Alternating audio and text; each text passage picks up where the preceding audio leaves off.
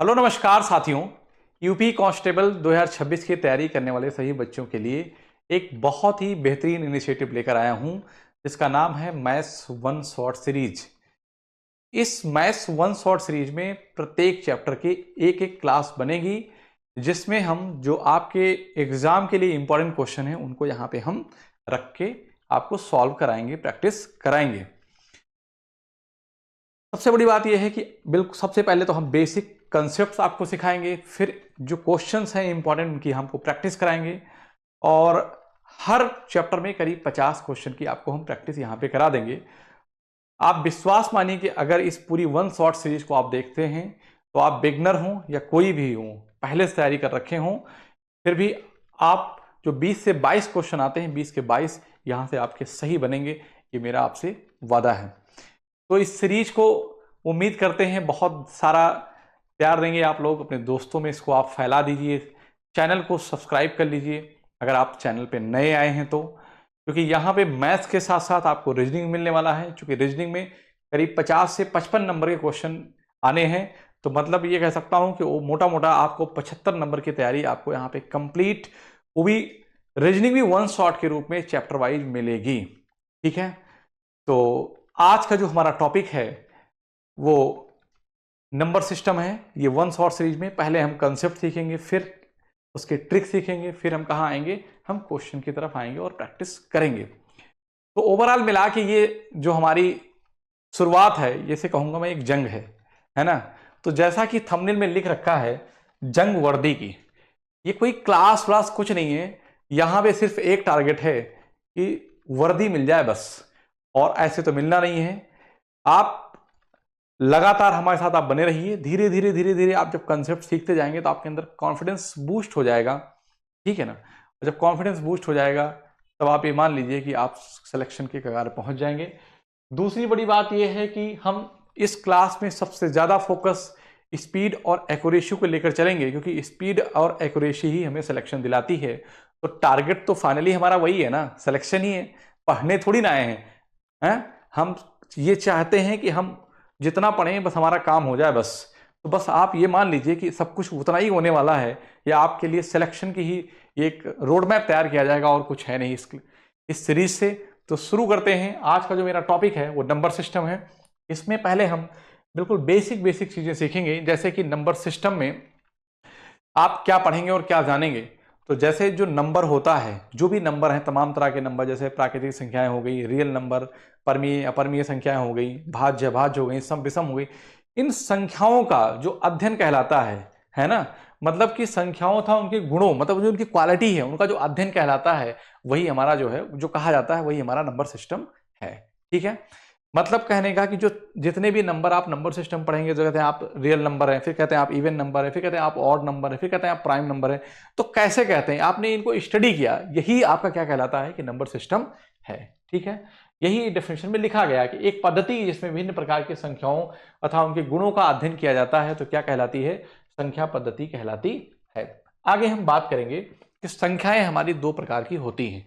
क्या होती बेटा, संख्याएं दो प्रकार की होती है। एक तो हम कहेंगे वास्तविक संख्याएं, और एक हम कहेंगे काल्पनिक संख्याएं। वास्तविक संख्याएं कौन सी होती है, जिन्हें हम संख्या रेखा पर निरूपित कर सकते हैं, है ना। तो हम क्या कहेंगे कि जिसे संख्या रेखा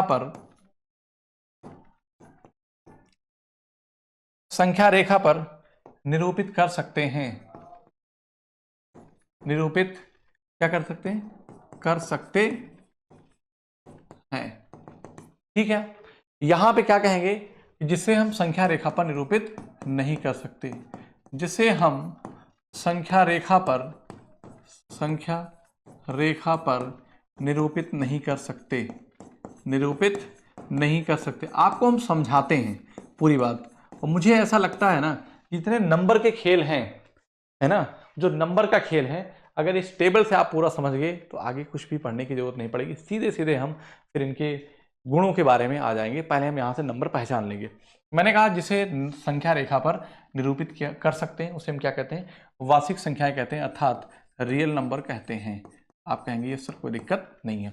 और इसे कहते हैं इमेजिनरी नंबर, जिसे हम संख्या रेखा पर निरूपित नहीं कर सकते। तो सबसे पहले आपके मन में एक सवाल आएगा कि कौन सा सर ऐसा नंबर जिसे हम संख्या रेखा पर निरूपित नहीं कर सकते हैं। लेकिन ये बात सोचना मे भी आपके लिए हो सकता है टफ हो, लेकिन ये बात आसान है कि एक संख्या रेखा नंबर लाइन है, इस पे ये 0 लिखा है, ठीक है, इधर 1 लिखा है, इधर 2, यहाँ 3 एंड सो ऑन क्या करेंगे हम इनफाइनाइट कर देंगे। तो 1 2 और ये 3 है, -1 -2 -3 है ना, जगह नहीं है तो मैं यहाँ पे माइनस इनफाइनाइट -3 -2 -1। तो मैं आपसे पहला सवाल मेरा है कि संख्याएं कहाँ से स्टार्ट होती हैं, तो आप कहेंगे सर माइनस इनफाइनाइट से। कहाँ खत्म होती हैं? इनफाइनाइट पे खत्म होती हैं। अब मैंने ये आपसे यहाँ पे कहा है कि जिसे संख्या रेखा पर निरूपित कर सकते हैं, सवाल हमारा यहीं पे यही है। हम कहते हैं कि ये 1 2 3 ये सब क्या है, 1 2 3 क्या है, नेचुरल नंबर है, ठीक है ना। अगर आपसे मैं पूछूं कि 1/2 कह दूं, 1/2 को आप क्या कहेंगे? कहेंगे 0.5। 0.5 कहाँ है? तो आप कहेंगे सर यहाँ कहीं है, मतलब कि यहाँ पे 0.5 है। बताओ भाई है ना? 0.5 कहाँ है? यहाँ है 0.5, ठीक। अब मेरी बात ध्यान सुनो कि जो 0.5 है ये नंबर कैसा है? ये डेसिमल नंबर है। ये 1 2 3 कैसा है? ये इंटीजर नंबर है, ठीक है, ये निगेटिव इंटीजर है। अगर 0 को ऐड कर दो तो क्या है? एक होल नंबर है। ये क्या है? एक फ्रैक्शन है। क्या है? फ्रैक्शन है। जैसे मैंने 4/5 लिखा, इसको क्या लिखूंगा? 0.8 लिखूंगा। आप बात मेरी समझिए, 4/5 एक फ्रैक्शन में है, इसको मैं 0.8 लिखूंगा तो मैं यहीं कहीं लिख दूंगा, मैं कहूंगा कि ये 0.8 है। बताओ, एक से छोटा है ना। मतलब कहने का ये है। अच्छा, एक बात और मैं कहता हूं, अगर मैं कहूं कि √4 की वैल्यू क्या होगी? तो 2 होगी। √9 की वैल्यू क्या होगी? तो 3 होगी। क्या आप नहीं देख रहे हैं कि 2 3 हम संख्या पर रिप्रेजेंट किए हैं? इसका मतलब है कि जो भी नंबर, अगर मैं कह दूं कि √5, तो √5 को भी आप रिप्रेजेंट कर सकते हैं। 0 शुरू करेंगे 2 तक जाएंगे और यहाँ पे आप पाइथागोरस थ्योरम लगाएंगे तो यहाँ प्रकार रखेंगे। इसका मतलब इस पॉइंट पे, मतलब 2 से बड़े, 2 से और 2 और 3 के बीच में √5 का मान होगा, ठीक है ना। एग्जैक्ट आपसे अगर पूछ लिया जाए तो इसका मतलब ये होता है कि कोई एक नंबर है जिसका 2 का स्क्वायर प्लस 1 का स्क्वायर। तो एक जब राइट एंगल ट्रायंगल की बात करेंगे, अगर ये ए है, अगर ए है और ये बी है, तो आपका ये जो बनेगा वो a² प्लस b² हो जाएगा। होगा कि नहीं होगा? ये क्या बनेगा? a² plus b²। तो यहाँ पे हम कहेंगे कि ये वाला हमारा जो है वो 2 है और ये 1 है, तो ये क्या बनेगा? √5 बन जाएगा। आप प्रकार की नोक यहाँ रखोगे, पेंसिल यहाँ रहेगी, एक चाप लगाओगे तो यहीं पे जाएगा और जहाँ पे ये कट करेगा यही पॉइंट एग्जैक्ट √5 का मान हो जाएगा। बस मेरा इतना सा कंसर्न है इतनी बातों के पीछे कि हम ये बताना चाह रहे थे कि जितने भी इंटीजर नंबर हैं, जितने भी होल नंबर हैं, जो नेगेटिव इंटीजर हैं, जो फ्रैक्शन में है, जो स्क्वायर रूट है, ठीक है ना, मतलब जो स्क्वायर रूट में है, इन सभी नंबर को हम रिप्रेजेंट कर सकते हैं नंबर लाइन पर। और ये सभी नंबर क्या हैं? ये सभी नंबर वास्तविक संख्याएं हैं, ठीक है ना। फिर आपके मन में एक सवाल आएगा कि सर कौन सी फिर ऐसी संख्या है जिसे हम नंबर लाइन पर रिप्रेजेंट नहीं कर सकते, ठीक है ना। तो इमेजिनरी आप जानते हैं काल्पनिक संख्याएं होती हैं। जैसे मैंने लिखा कि √4, ध्यान दीजिएगा, √4 का मान क्या है? 2 है। लेकिन अगर मैं पूछ लूं आपसे कि -4 का मान क्या होगा, -√4 का मान, तो आप ये कह देंगे कि -2। बिल्कुल गलत है। ये क्या है? ये गलत है, ये नहीं होगा। तो मैं लिखूंगा कि 2√-1 लिख देंगे। 2 का -1 लिखेंगे। अब आप मेरी बात समझिए कि i² इज इक्वल टू क्या होता है? -1 होता है। i is nothing but iota. अब हम क्या करेंगे कि 2 और जहां पे -1 लिखा वहां i² लिख देंगे, तो क्या हो जाएगा? 2i। और यही नंबर क्या बन गया हमारा? यही नंबर क्या बना? हमारा इमेजिनरी नंबर बन गया। इसका मतलब है कि इस 2i को हम इस नंबर लाइन पर रिप्रेजेंट नहीं कर सकते हैं। इसका मतलब ये हुआ कि अगर कोई नंबर रूट के अंदर निगेटिव में है तो उनको हम क्या करते हैं? नंबर लाइन पर रिप्रेजेंट नहीं कर सकते हैं। तो ऐसी संख्याओं को हम काल्पनिक संख्याएं कहते हैं। यहां तक आई होप कि आपको बात समझ में आ गई होगी। इसके बारे में ज़्यादा सोचने समझने की जरूरत नहीं, क्योंकि वनडे एग्जाम में इसका ज़्यादा यूज नहीं है, इसका यूज ही नहीं है। हम सारी बात वास्तविक संख्याओं के इर्द गिर्द ही करेंगे, तो इसीलिए देखो सब कुछ उससे कोई लेना देना नहीं है। तो अब हम आगे आपको बताते हैं कि जो वास्तविक संख्याओं में, अगर आप यहीं पे बात की गई कि परिमेय और अपरिमेय संख्याएं क्या हैं, तो वो संख्या जिन्हें हम p/q के रूप में लिख सकते हैं, वेयर मतलब जहां q does not equal to 0, q 0 के बराबर ना हो, ठीक है ना, q 0 ना हो, बस इतना समझो, q 0 ना हो तो हम क्या कहेंगे? एक परिमेय संख्या है। लेकिन यहीं पे कहेंगे कि पाई जो है एक अपरिमेय संख्या है। पाई एक अपरिमेय संख्या इधर लिख देता हूं, तो यहां पे लिख दूंगा कि पाई क्या है, जिसे मतलब हम कह दें कि जिसे हम पी वाई क्यू के रूप में ना लिख पाए। क्या कहेंगे? जिसे हम पी वाई क्यू के रूप में ना लिख पाए। और दूसरी बात हम ये लिखेंगे, पाई जो है एक क्या है बेटा? एक अपरिमेय संख्या है। एक अपरिमेय संख्या है। आप कहेंगे सर कैसे? तो ये इसलिए कि जो पाई का मान है ना, तो आप कहेंगे सर पाई को भी तो 22/7 ही लिखते हैं आप।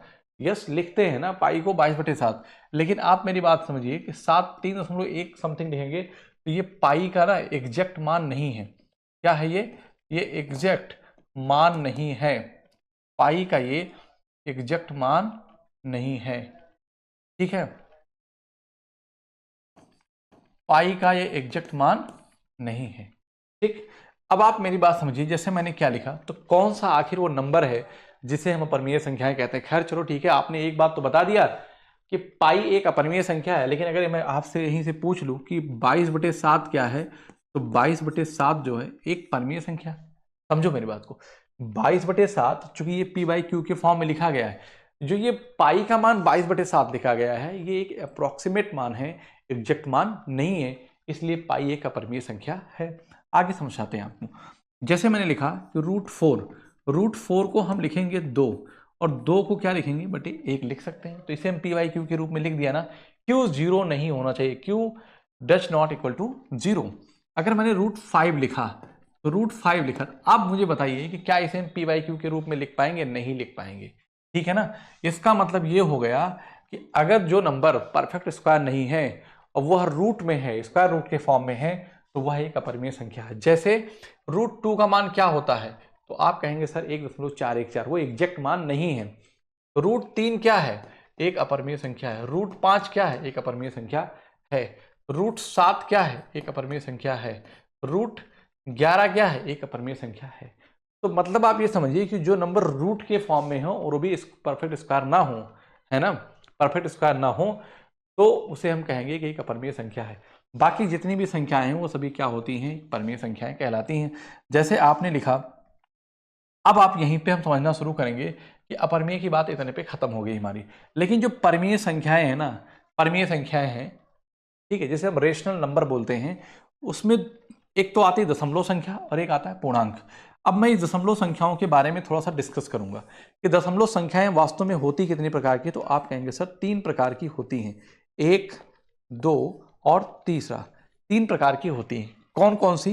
तो एक तो आप कहेंगे जो दशमलव संख्या, वो क्या कहेंगे आप? एक तो आप कह देंगे कि शांत दशमलव, हिंदी में क्या कहेंगे? शांत दशमलव। ठीक है ना, शांत दशमलव। दूसरा कहेंगे कि शांत दशमलव नहीं, अशांत दशमलव, लेकिन क्या होगा वो? पुनरावृत्ति के साथ आएगा, तो हम कहेंगे कि नॉन टर्मिनेटिंग। मेरी बात समझिएगा ध्यान से, नॉन टर्मिनेटिंग, अभी मैं आपको समझाता हूं, ये बड़ी इंपॉर्टेंट बात है। नॉन टर्मिनेटिंग बट रिपीटिंग ऐसे नंबर, चूंकि ये भी एक क्या है? दशमलव संख्याएं हैं, डेसिमल नंबर है। Non terminating but not repeating, ठीक है ना। तो नॉन टर्मिनेटिंग क्या कहेंगे? नॉन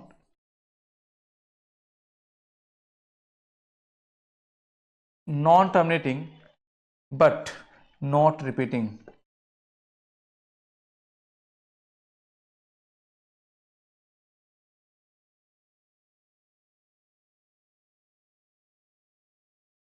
बट नॉट रिपीटिंग, समझना है यहाँ पे।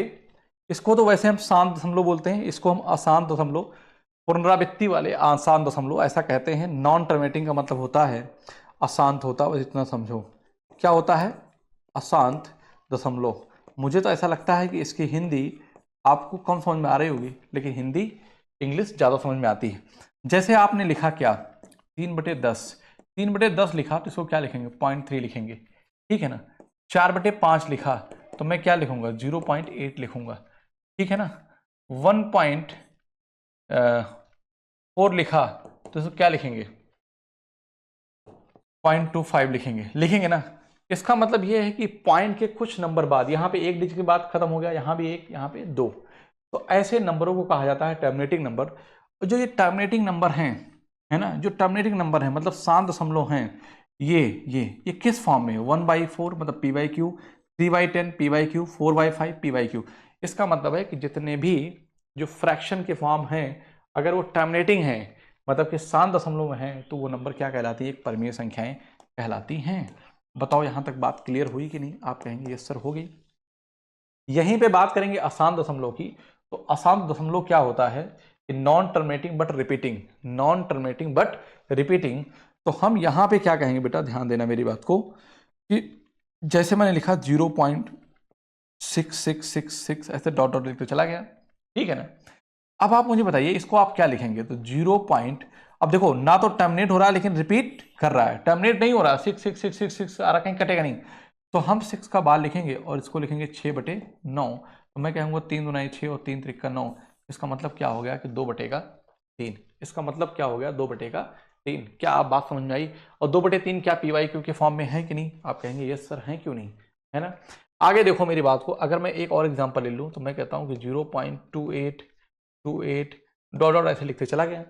तो 2828 क्या कर रहा है? रिपीट कर रहा है। तो आप लिखेंगे 28 का बार लिखेंगे पॉइंट में लगाकर, और इसको आप फिर क्या लिख देंगे कि आप कहेंगे सर 28/99 आ जाएगा। यह भी PYQ के फॉर्म में हो गया, यह भी PYQ के फॉर्म में हो गया।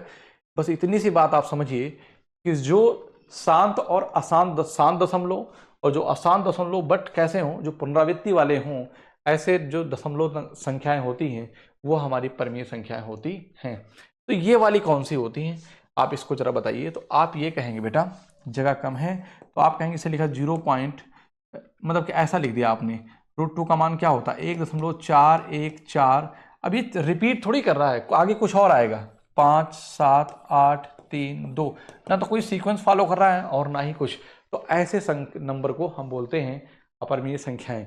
इसका मतलब है कि शांत दशमलव और अशांत दशमलव वो भी कैसे, रिपीटिंग वाले जो होते हैं वो परमीय संख्याएं, और जो non terminating but not repeating है वो अपरिमेय संख्याएं कहलाती हैं। यहां तक बात समझ में आई कि नहीं आई? चलो फिर आगे हम बात करते हैं। यहीं पे इसने डिस्कस किया है, उसने कहा कि पूर्णांक की बात की है, आप स्क्रीनशॉट ले लीजिएगा, ठीक है। यहाँ पे किसकी बात किया है? पूर्णांक की। तो पूर्णांक क्या होते हैं, ध्यान समझना। यहाँ पे जो पूर्णांक है ना वो ऋणात्मक और पूर्ण संख्याएं होती हैं। मैंने यहाँ पे ये बताया कि जो इधर वाले हैं ये सारे क्या हैं? ये सारे ऋणात्मक हैं। लेकिन अगर ये क्या है? ये प्राकृतिक संख्या है, लेकिन जैसे ही 0 मैंने ऐड किया तो क्या हो गई? पूर्ण संख्याएं। इसका और एक बात समझिएगा कि 0 ना तो पॉजिटिव है और ना ही निगेटिव है। तो इस बात को भी कहीं लिख देता हूं कि 0 is neither positive nor negative. 0 is neither positive and nor negative number, nor negative। 0 ना तो धनात्मक होता है और ना ही ऋणात्मक होता है। इसका मतलब परमीय संख्याओं में पूर्णांक भी होते हैं, यस होते हैं ना, 1 2 3 4 5 समथिंग ऐसे। अब जो पूर्णांक है वो ऋणात्मक है, मैंने आपको यहाँ पे बता ही दिया। और ये क्या है? पूर्ण संख्याएं। अगर पूर्ण संख्याओं में शून्य ऐड और प्राकृतिक संख्याएं होती हैं, मतलब 1 2 3 एंड सो इनफाइनाइट, ये क्या हो गई? ये तो आप प्राकृतिक संख्या हो गई और 0 हो गया। तो 0 adding with the natural number is called whole number. ठीक है, आगे चलते हैं। अब टाइप 1 की बात करेंगे हम, तो संख्याओं के प्रकार पर आधारित कुछ हमारे कौन कौन से क्वेश्चन बनते हैं, तो हम टाइप वाइज सारे कंसेप्ट यहाँ पे डिस्कस कर लेंगे। मैंने आपसे क्या कहा कि हम पहले कंसेप्ट को डिस्कस करेंगे। सारी बातें मैंने पीछे बता दी हैं कि प्राकृतिक संख्याएं 1 से लेकर अनंत तक की समस्त धनात्मक प्राकृतिक संख्या कहलाती है। इन सभी संख्याओं को n द्वारा निरूपित किया जाता है। ठीक है, कैसे, कौन से n? कैपिटल N द्वारा। तो प्राकृतिक संख्याएं क्या होती हैं? क्या होती हैं? तो आपने कहा कि 1 से लेकर अनंत तक की समस्त जो धनात्मक संख्याएं हैं उन्हें हम क्या कहते हैं? प्राकृतिक संख्याएं कहते हैं। और कहां से, किसे निरूपित किया जाता है? कैपिटल N से। कैपिटल N से निरूपित किया जाता है। तो n is equal to 1 2 3 4 5 and so on infinite. ठीक है, अगर हम पूर्ण संख्याओं की बात करें जिसे हम होल नंबर बोलते हैं, तो शून्य सहित गणना करने वाली संख्याओं को पूर्ण संख्याएं कहा जाता है। इन संख्याओं को W से प्रदर्शित किया जाता है। इससे W से, शून्य सहित, मतलब कि जब कभी भी नेचुरल नंबर में अगर हम 0 भी काउंट कर लें तो हमारा क्या हो जाता है? वो होल नंबर हो जाता है। इसका मतलब W से रिप्रेजेंट करेंगे तो हम कहेंगे 0 1 2 3 4 5 एंड सो ऑन इनफाइनाइट। पूर्णांक संख्याओं की बात करूंगा तो तो पूर्णांक संख्या हमारी धनात्मक और ऋणात्मक होती हैं। कैसी होती है? धनात्मक और ऋणात्मक होती हैं। तो ये कह रहा है कि पूर्णांक संख्याएं, पूर्ण संख्याएं एवं ऋणात्मक संख्याएं पूर्णांक संख्याएं कहलाती हैं। यस, इसका मतलब वही उसने कहा कि ये 0 से लेकर 1 2 ऐसे और ये 3, तो इधर क्या हो गया? पूर्ण संख्याएं और इधर ऋणात्मक संख्याएं, और इन सबको मिलाकर क्या बनता है? ये इंटीजर बन जाता है। ये इंटीजर बनता है। बात समझ में आई कि नहीं आई? तो क्या बनता है? पूर्णांक बन जाता है। आगे कह रहा है कि सम संख्याएं क्या होती? अच्छा, इंटीजर को आई से रिप्रेजेंट करते हैं। ठीक है, आपसे आगे कह रहा है कि अगला जो पॉइंट है, सम संख्याएं क्या होती हैं? वे संख्याएं जो 2 से पूर्णतः विभाज्य सम संख्या कहलाती है। या मैं कह दूं कि किसी दी गई संख्या का अगर आखिरी अंक या इकाई अंक, आखिरी अंक या इकाई अंक, आखिरी अंक को ही हम इकाई अंक कहते हैं। किसी दी गई संख्या का इकाई अंक यदि 2 से पूर्णतः विभाज्य है तो वह संख्या एक सम संख्या कहलाती है। जैसे संख्या का आखिरी अंक, उसने कहा कि वह संख्या जो 2 से पूर्णतः विभाज्य है। अरे 2 से विभाज्य हैं तो आप सिर्फ इकाई पे फोकस करो, तो आप कहेंगे 2 4 6 8। अब इसका मतलब हो गया कि ये जो सभी संख्याएं हैं जो 2 के मल्टीपल में हैं, ये सब सम संख्याएं कहलाती हैं। आगे बात करूंगा विषम संख्याएं क्या होती हैं। वो संख्याएं जो 2 से पूर्णतः विभाज्य नहीं होती हैं। जैसे आप कहेंगे कि 1 3 5 7 9। अगर मैं आपसे पूछूं कि 0 क्या है, तो 0 एक सम संख्या है। ठीक है ना। वह संख्याएं जो 2 से पूर्णतः विभाज्य नहीं है, विषम संख्याएं कहलाती हैं। जैसे 1 3 5 7 9 11 13 15 आदि। परमीय संख्या जिसे हम बोलते हैं रेशनल नंबर, वे संख्याएं जिन्हें हम PYQ के रूप में व्यक्त किया जा सकता है। मतलब क्या कहा कि वो संख्याएं जिन्हें हम PYQ के रूप में व्यक्त किया जा सकता है, जहां P और Q पूर्णांक हैं, Q does not equal to 0 को परमीय संख्याएं कहा जाता है। जैसे 1/2, 7/9 और 3/5 ... आदि। ऐसी संख्याएं जो भी होती हैं वो सभी क्या कहलाती है? एक परमीय संख्याएं होती है। अभी मैंने आपको परमीय संख्याओं के बारे में डिटेल में डिस्कस किया है कि किसी भी संख्या को अगर PYQ के फॉर्म में लिखा जाए और जहां Q does not equal to 0 हो तो क्या कहलाती हैं? वो परमीय संख्याएं कहलाती हैं। अपरमीय संख्या वो संख्या जिसे हम, वो संख्या जो परमीय नहीं होती अपरमीय कहलाती हैं, जैसे रूट के फॉर्म में, वो भी परफेक्ट स्क्वायर नंबर ना हो। मैंने ये बात आपसे पीछे डिस्कस कर ली है। अब यहीं पे अभाज्य संख्याओं की बात किया, जब इंटीजर की बात किया था तो वही इंटीजर से ही निकल के आता है कि जो नंबर है ना, जैसे आपने इंटीजर में बात किया था, यहाँ पे देखो, जैसे ये इंटीजर था तो 0 के बाद 1 2 3 4 और 5 एंड सो ऑन इनफाइनाइट। तो आप लिख दीजिए 1 2 3 4। तो जब इंटीजर देखा किसी ने तो उसके मन में एक सवाल आया कि सर ये 3 अलग नेचर का है, 5 अलग नेचर का है। तो उसने कहा, फिर कह रहा 2 अलग नेचर का है, 4 अलग नेचर का है। इसका मतलब उसको समझ में आया कि इसी में जो संख्याएं लिखी गई हैं, नेचुरल नंबर, इन्हीं में उनका नेचर कैसा है? प्राकृतिक संख्याओं का भी है, जो प्राकृतिक संख्या है उनका सम और विषम भी है। लेकिन इन्हीं संख्याओं में किसी बच्चे ने बताया कि सर इसमें भाज्य और अभाज्य भी हैं। तो उन्हीं अभाज्य की बात कर रहा है। तो a number which has exactly 2 factors, एक ऐसा नंबर जिसके सिर्फ और सिर्फ 2 फैक्टर हों। एक ऐसा नंबर जिसके सिर्फ और सिर्फ 2 फैक्टर हों, उसे हम क्या कहते हैं? उसे हम अभाज्य संख्याएं कहते हैं। ठीक है, अभाज्य संख्याएं समझ में आया? जैसे फॉर एग्जांपल, जैसे मैंने लिखा 3, तो 3 को आप कितने फैक्टर लिखेंगे? इसका फैक्टर वो हुआ, जैसे 3 को मैं कौन कौन सा नंबर कट कर सकता है? 1 से कटेगा, फिर 3 से कटेगा। तो इसका मतलब इस 3 के सिर्फ और सिर्फ 2 फैक्टर हैं। तो 3 एक अभाज्य संख्या है। इन्होंने एग्जाम्पल में 2 लिखा है तो मैं 2 लिखूंगा। ठीक, तो 2 को 1 से कटेगा और 2 से कटेगा। ठीक है, अगर मैं 5 लिख दूं तो 1 से कटेगा और सिर्फ 5 से कटेगा। तो ऐसा कोई भी नंबर हो जिसके सिर्फ और सिर्फ 2 फैक्टर हों तो आप उन्हें कह सकते हैं कि वह एक अभाज्य संख्या है। अभाज्य संख्याओं से बहुत ज्यादा सवाल आपके एग्जाम में पूछ लिया जाता है। तो यहीं पे बताऊं आपसे कि 1 से 50 तक कितनी अभाज्य संख्याएं होती हैं? आप कहेंगे सर 15 अभाज्य संख्याएं होती हैं। अगर यहीं पे हम बात करें आगे तो हम कहेंगे कि 50 से अगर 100 की बात करूं तो कितनी होती है? 10 होती हैं। लेकिन अगर 1 से 100 तक की बात कर लूं तो टोटल 25 होती हैं। लेकिन अगर किसी ने कहा सर 1 से 200 तक बताओ तो कितना होती हैं? तो आप कहेंगे सर 46 होती हैं। इसका मतलब ये हो गया कि 100 से 200 के बीच में कितना होती हैं? तो 25 और 15 40 और 15 6 कितना हो गया? 21 हो गया। बताओ हुआ कि नहीं हुआ? तो आप इतनी बात यहाँ पे याद रखिएगा। ठीक है ना। आगे और बताना चाहूंगा कि सबसे छोटी जो अभाज्य संख्या है वो कौन सी है? वो 2 है। सबसे छोटी जो अभाज्य संख्या है वो क्या है, 2 है, ठीक है ना। और सबसे छोटी समअभाज्य संख्या 2 है, 2 के बाद फिर कौन सा है, 3 है।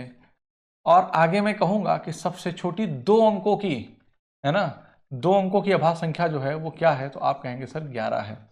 सबसे बड़ी 2 अंकों की अभाज्य संख्या क्या है, तो आप कहेंगे 97 है, ठीक है ना। आगे कहता हूं, सबसे छोटी 3 अंकों की जो संख्या है वो क्या है, 101 है। सबसे बड़ी 3 अंकों की संख्या 997 है। ये बात समझ में आई कि नहीं आई? आगे देखना, मेरी बात ध्यान समझ से चलना, क्लियर है बात। ये सब चीजें आपको जुबान पे रटी होनी चाहिए।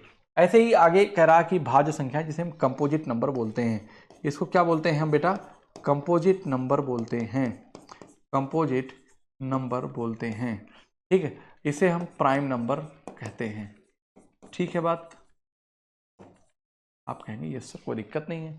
अब एक कंपोजिट नंबर जो भाज्य संख्याएं है ना, मैं ऐसा कहूंगा कि कोई एक ऐसा नंबर जिसके कम से कम 3 फैक्टर हों, है ना, कम से कम 3 फैक्टर हों, तो संख्याएं आपकी भाज्य संख्याएं कहलाती हैं, अर्थात कंपोजिट नंबर कहलाते हैं। जैसे मैंने लिखा 4, 4 1 से कटेगा, 2 से कटेगा और 4 से, तो 4 एक कैसी है, कंपोजिट नंबर अर्थात भाज्य संख्या है। मैंने 6 लिखा, तो 6 1 से कटेगा, 2 से कटेगा, 3 से कटेगा और 6 से कटेगा, तो इसी कितने 4, कम से कम 3, a number which has more than 2 factors. ऐसा भी कह सकते हो कि एक ऐसा नंबर जिससे के 2 से अधिक क्या हो, फैक्टर या गुणनखंड हो, तो उसे हम कहेंगे कि वह एक भाज्य संख्या है, जिसे हम कंपोजिट नंबर बोलते हैं। जैसे 8 है, तो 8 किससे कटेगा, 1 से कटेगा, 2 से कटेगा, 4 से कटेगा और 8 से कटेगा, ठीक है ना। तो कितने नंबर हैं भाज्य संख्याएं, 4 हैं। अगर 9 की बात करूंगा तो 1 से होगा, 3 से होगा और किससे होगा, 9 से होगा, ठीक है ना।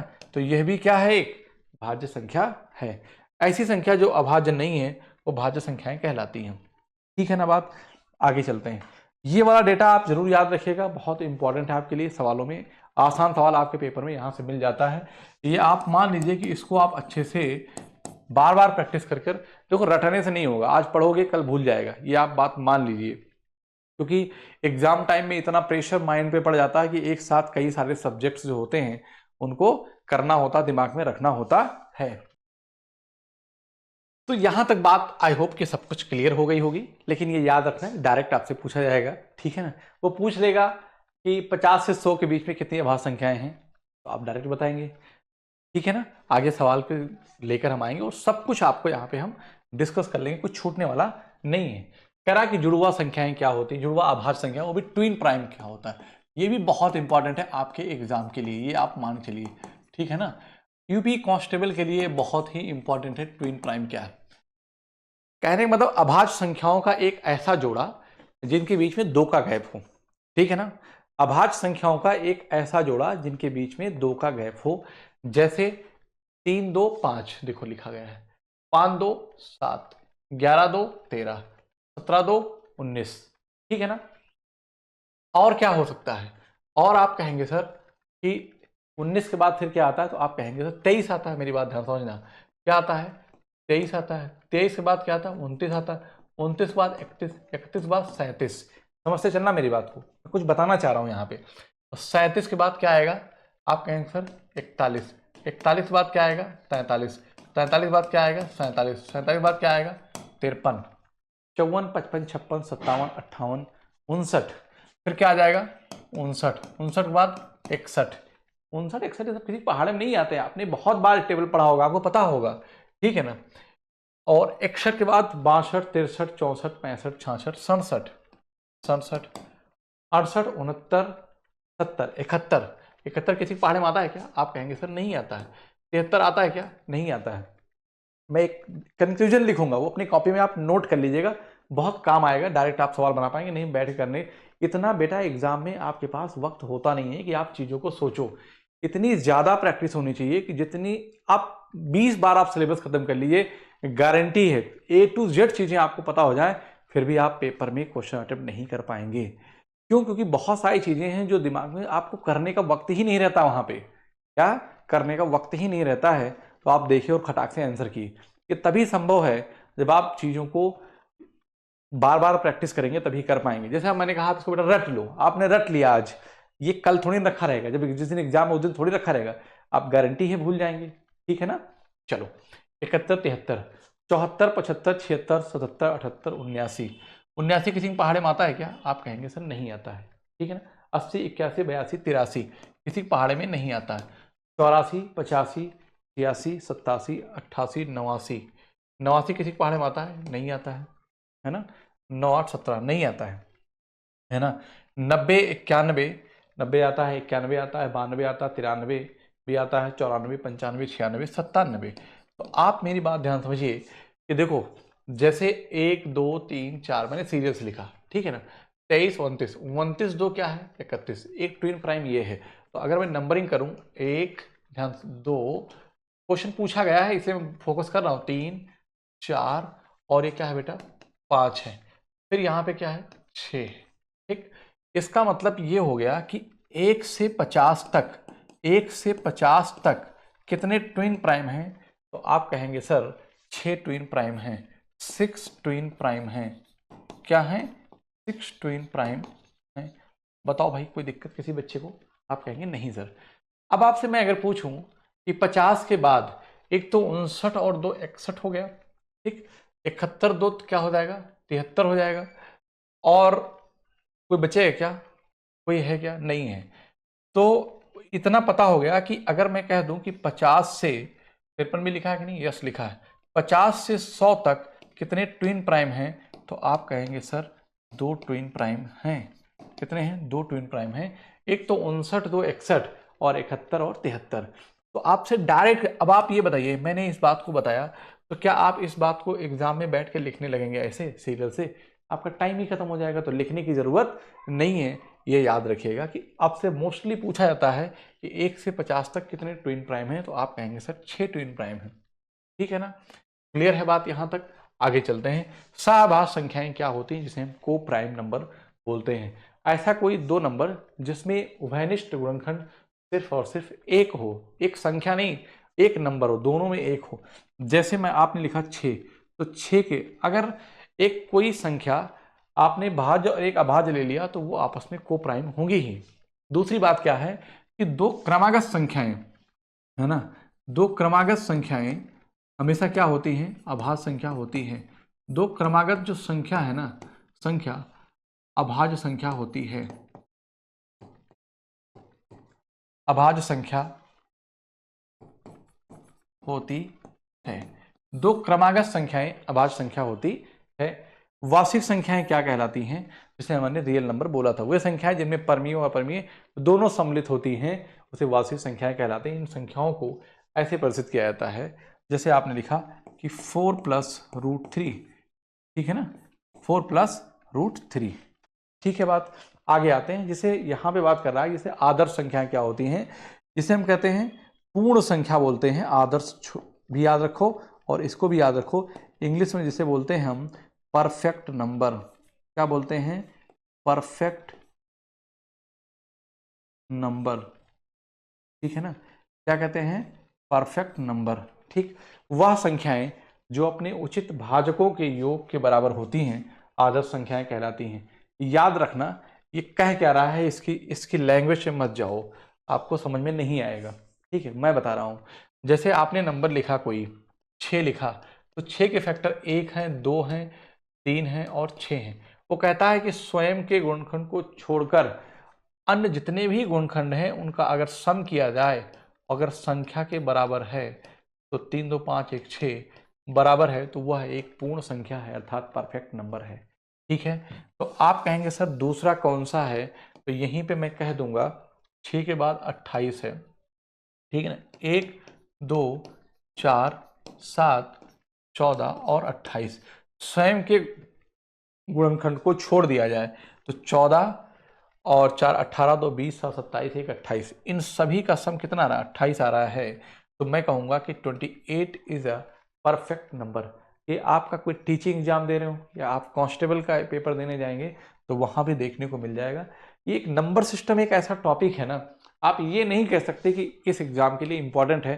सारे टॉपिक बहुत ही इंपॉर्टेंट है, तो इतना आप जान लीजिए। चाहे आप एसएससी दे रहे हैं, चाहे आप सीडीएस दे रहे हो, चाहे CPU दे रहे हो, चाहे तो आप रेलवे दे रहे हो, सभी एग्जाम के लिए आपका नंबर सिस्टम बहुत ही इंपॉर्टेंट टॉपिक है। आगे आते हैं तो कुछ एग्जाम्पल्स हैं, उनको लेकर हम आपसे डिस्कस करेंगे। कह रहा है कि 100 और 120 के बीच कितनी अभाज्य संख्याएं हैं? बताओ भाई, 100 और 120 के बीच कितनी अभाज्य संख्याएं हैं? तो मैं यहाँ पे कहूँगा कि 5 अभाज्य संख्याएं होती हैं। वो कौन कौन सी? अब इसको आप याद थोड़ी करके बैठे रहेंगे, इतना याद रखिए 5 है, लेकिन कैसे बता देता हूँ, अब अभी सीख लो। 101 है, फिर क्या है 103, 1 3 5 7, ठीक है ना, 101 103 105 107, ठीक है ना, 107, उसके बाद आपका 109 और 113 दो आ जाएगा, 109 और क्या आ जाएगा 113। क्या ये बात आपको समझ में आई कि नहीं आई? बताओ भाई, क्लियर है? मैंने क्या कहा कि कितनी अभाज्य संख्याएं होती? 5 होती। हालांकि आप इसको याद कर सकते हो, लेकिन ये अभ्यास के थ्रू आपको याद करना। ऐसे मत याद कर लो कि 100 और 120 के बीच कितनी होती है। अगर यहीं से पूछ ले आपसे कि 110 और 120 के बीच कितनी होगी, तब तो आप गड़बड़ हो जाएंगे। तो इसलिए ये जानना आपके लिए जरूरी है कि 101 है, फिर 3 है, फिर 5 है, फिर 7 है, फिर 9 है, फिर 13 है। ऐसे याद रखना। ये भी सब क्या 100 के 1 के फॉर्म में है। तो 1 3 5 7 9। अगर पूछ लिया जाए कि 100 से, अगर पूछा जाए कि 100 से 110 के बीच कितनी अभाज्य संख्याएं हैं, तो आप कहेंगे सर 4 जो है अभाज्य संख्याएं हैं। लेकिन अगर 110 से 120 में बीच में सिर्फ और सिर्फ एक ही मात्र है, वो भी है 113 अभाज्य संख्याएं हैं। क्या ये बात आपको समझ में आई? तो जो बातें हम लिख रहे हैं ना, वो आपकी इंपॉर्टेंट है बहुत ज़्यादा एग्जाम के लिए। आप अपनी कॉपी में नोट कर लीजिएगा। 53 से 97 तक कितनी अभाज्य संख्याएं हैं? अब देखो कितनी भाज्य संख्याएं, ये बड़ा बढ़िया सवाल आपसे पूछ लिया है। क्या पूछा मैंने? यही बात तो मैं आपसे बोल रहा था अभी कि 53 से 97 तक कितनी भाज्य संख्याएं हैं। तो ये भाज्य संख्याएं, तो पहले ये पता करो कि कितनी अभाज्य संख्याएं हैं, उनको हटा दो। मैं कहता हूं कि 50 से 100 तक की अगर बात करूं तो कितनी अभाज्य संख्याएं हैं? तो आप कहेंगे सर, अभी तो मैंने बताया था कि 50 से 100 तक कितनी हैं? 10 हैं। और यहाँ पे आप ध्यान दीजिए कि 53 से 97 तक की बात किया है, ठीक है ना। 53 से है 97 तक, तो यहाँ पे हम 97 माइनस 53 करेंगे और प्लस 1 करेंगे तो टोटल नंबर आ जाएगा बीच का। तो 7 में से 3 गया 4 और 9 में से 5 गया 4 प्लस 1। इसका मतलब टोटल संख्याएं कितनी हैं? 45 हैं। 45 संख्याओं में से 10 अभाज्य संख्याएं हैं। क्या है? 10 अभाज्य संख्या है। तो बाकी की क्या है? 35 जो हैं वह भाज्य संख्या हैं। 35 क्या है? वह भाज्य संख्या है। क्या ये बात आपको समझ में आई कि नहीं आई? So option D is the right answer. ये इसका बेस्ट तरीका है सवाल करने का। क्लियर है बात? आगे एक सवाल पूछा है कि 3 और 5 के बीच में एक अपरिमेय संख्या है। 3 और 5 के बीच में रूट के फॉर्म में दिया है। इसका तो मान रूट 27 का मान होगा 5 पॉइंट समथिंग, 5 से ज्यादा हो जाएगा, तो ये ऑप्शन बन नहीं सकता। ये तो रूट 3 में है, ये भी root 5। So option A is the right answer. कैसे? रूट 17 को आप क्या लिखेंगे? 4 पॉइंट समथिंग। 4 पॉइंट समथिंग जो 3 और 5 के बीच में आएगा, कहाँ आएगा?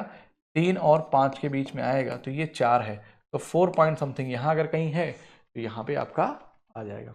इसको आप से पूछा है कि 3 और 5, मैं आपको ये दिखा भी देता हूँ कि कैसे आएगा, एग्जैक्ट बता दूं कहाँ बनेगा। देखो, आप एक नंबर लाइन पे बात किया है कि अपरिमेय संख्या है, मतलब है ना, ये अपरिमेय संख्या। हालांकि उसने वहां पे बताया अपरिमेय की बात किया, नहीं तो मैं रूट 17 को रिप्रेजेंट कर देता, ठीक है ना, चूंकि एग्जैक्ट मान नहीं आएगा। 4 चौक 16 1 17 है ना, लेकिन नंबर लाइन पे रिप्रेजेंट करना चाहें तो हम कर सकते हैं इसको भी, ठीक है। यहाँ पे आते हैं, निम्नलिखित में से कौन सी संख्या अभाज्य नहीं है?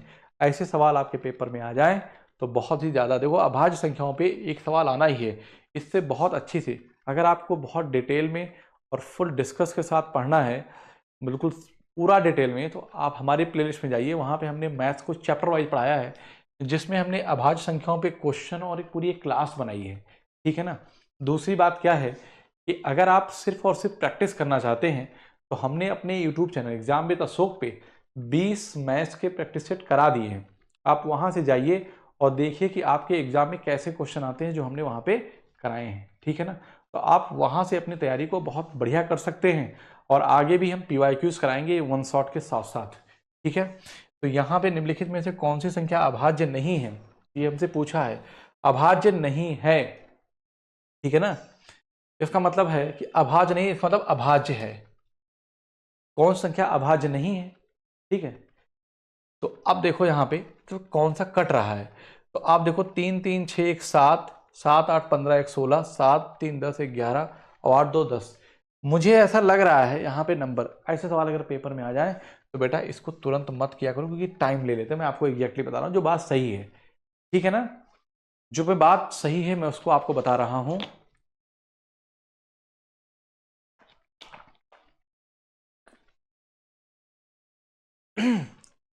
देखो, निम्नलिखित में से कौन सी संख्या अभाज्य नहीं है, पेपर में आ गया, अब एक एक नंबर आपको चेक करना पड़ेगा, ठीक है। तो मैं यहाँ पे ये कहूँगा कि कौन सा नंबर कट रहा है, जरा यही बस चेक करना है। तो क्या ये नंबर किसी से कटेगा, देखो 2 से नहीं कटेगा, 3 से नहीं कटेगा, 4 5 6 7, 7 चौक 28, 7 से भी नहीं कटेगा, 8 9, 9 से भी नहीं, 10 11, 11 से भी नहीं कटेगा, 12 13, 13 13 26, 4 5 नहीं कटेगा, 13 से भी नहीं कटेगा, 14 15 16 17, 17 एकम 17, 3 और 11 14, 17 से भी नहीं कटेगा, 18 19 नहीं कटेगा, इसको छोड़ो।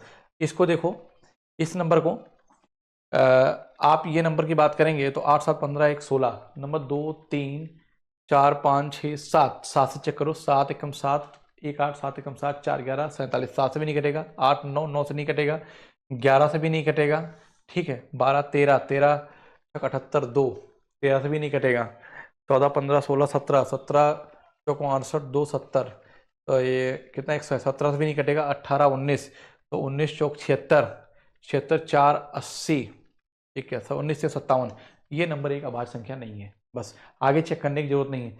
पर आप देखिए कि ना मुझे इतना टाइम लग गया तो आपका तो और टाइम लगेगा, क्यों, क्योंकि आप इतनी जल्दी नंबर पहचान नहीं पाओगे। आप बात मेरी समझ पा रहे हैं, नहीं समझ पा रहे हैं, तो बस मैं इतना सा कहूँगा बेटा कि ये जो नंबर है ना, ये क्या है, ये एक अभाज्य संख्या नहीं है, क्योंकि ये कट जा रही, बाकी कोई नंबर नहीं कटेगा। आगे चेक करने की जरूरत है। तो ऐसे जब क्वेश्चन आपके एग्जाम में आए तो उनको करो, लेकिन पहले मत करो, टाइम वेस्ट होगा आपका, ठीक है। तो सब ये भी एक बहुत इंपॉर्टेंट बात है कि आप जब कंपटीशन में बैठे हैं, कौन सवाल करना है कौन सा नहीं करना है। जो पेपर सेटर है वो अपने दिमाग में इस बात को रखता है कि रखूं और देखूं बच्चा क्या इस सवाल को करता है कि नहीं करता। सवाल ऐसा नहीं कि नहीं होगा, सवाल तो बहुत लगभग सारे सवाल बन जाते हैं, लेकिन आपके पास टाइम नहीं रहता है और भी सब्जेक्ट करने रहते हैं। 20 से 22 नंबर की मैथ है, अगर आप 20-21 नंबर ले आते हैं 22 में, 20 से एक नंबर मान लीजिए कहीं इधर उधर हो गया, आप रीजनिंग में पूरे मार्क्स ले आएंगे, ठीक है ना। फिर आप टाइम अगर बचा लेते हैं तो आप इस पर आइए, फोकस करिए, नहीं तो उधर आता हुआ क्वेश्चन छूट जाएगा।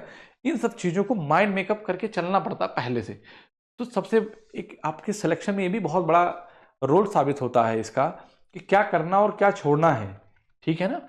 फिर कह रहा है कि अब आगे जाते हैं हम लोग, टाइप 2 की बात करेंगे। तो किसी संख्या के अंक का जातीय मान या अंकित मान, जातीय मान को ही हम अंकित मान बोलते हैं या स्थानीय मान, है ना। तो इसे हम कहते हैं अंकित मान या जातीय मान को फेस वैल्यू बोलते हैं। क्या बोलते हैं, फेस वैल्यू। और इसको क्या बोलते हैं, इसको हम बोलते हैं बेटा प्लेस वैल्यू, ठीक है ना, फेस वैल्यू और प्लेस वैल्यू। अब जातीय मान या अंकित मान क्या होता है, जैसे कोई नंबर आपने लिखा कि 48356, मैंने आपसे पूछा कि 3 का जातीय या अंकित मान क्या होगा, तो वही होगा जो संख्या लिखी होती है। 3 का जातीय मान 3 ही होगा। अगर मैं पूछूं 5 का जातीय मान क्या होगा, 5 ही होगा। 4 का जातीय मान क्या होगा, 4 ही होगा। सवाल में 8 लिखा है तो 8 का जातीय मान क्या होगा, 8 ही बनेगा, ठीक है। स्थानीय मान की बात करूं तो एक संख्या में अंक का स्थानीय मान संख्या के उसके स्थान पर निर्भर करता है। जैसे मैंने लिखा कि 483926, मैंने कहा जैसे संख्याएं बनती हैं तो इसी स्थानीय मान के आधार पर ही बनती हैं। जैसे मैंने लिखा कि 4896, तो ये क्या इकाई, ये दहाई, ये सैकड़ा और ये क्या हजार है।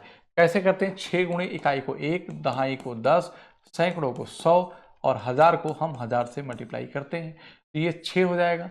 फिर क्या बनेगा, 10 9 90 हो जाएगा, और ये फिर क्या हो जाएगा 800 बनेगा, और फिर क्या हो जाएगा ये 4000 हो जाएगा।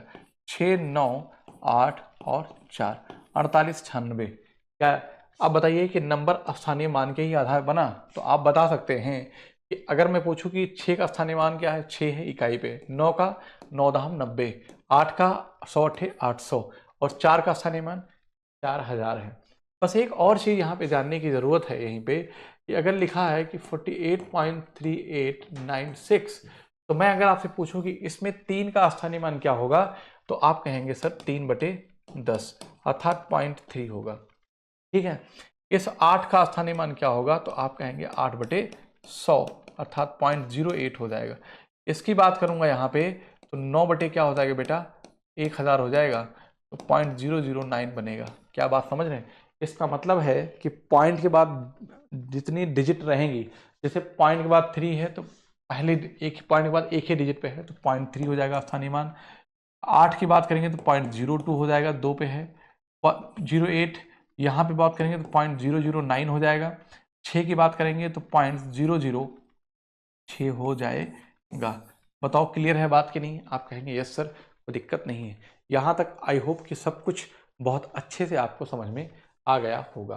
ठीक है ना, आगे चलते हैं। आई होप यहाँ तक सब कुछ आपको बहुत अच्छे से क्लियर हो गया होगा। ठीक है, एग्जाम्पल ले लेता हूँ और फिर एग्जाम्पल के थ्रू आपको चीज़ें समझाता हूँ। यहाँ क्या कह रहा है कि 27, 39, 65 में 3 के स्थानीय मान और अंकित मान के बीच का अंतर क्या होगा। 3 के स्थानीय मान और अंकित मान के बीच अंतर क्या होगा। देखिए, अब मुझे पता है कि 3 का इकाई दहाई सैकड़ा हजार, 3 का जो स्थानीय मान क्या होगा वो 3000 हो जाएगा। और आप जानते हैं अंकित मान को ही हम जातीय मान कहते हैं, तो यहाँ पे जो होगा वो 3 होगा। तो इसका मतलब लास्ट में 7 आना है, 2997 आ जाएगा। So option C is the right answer. सवाल पूरा करने की जरूरत नहीं थी, इतने में ही काम हो जाता आपका। ठीक है, अगर यहाँ पे बात करूँ इस सवाल की, तो क्वेश्चन क्या कह रहा है कि संख्या 47, 28, 456 में 7 के जातीय मान और स्थानीय मान का योग क्या है।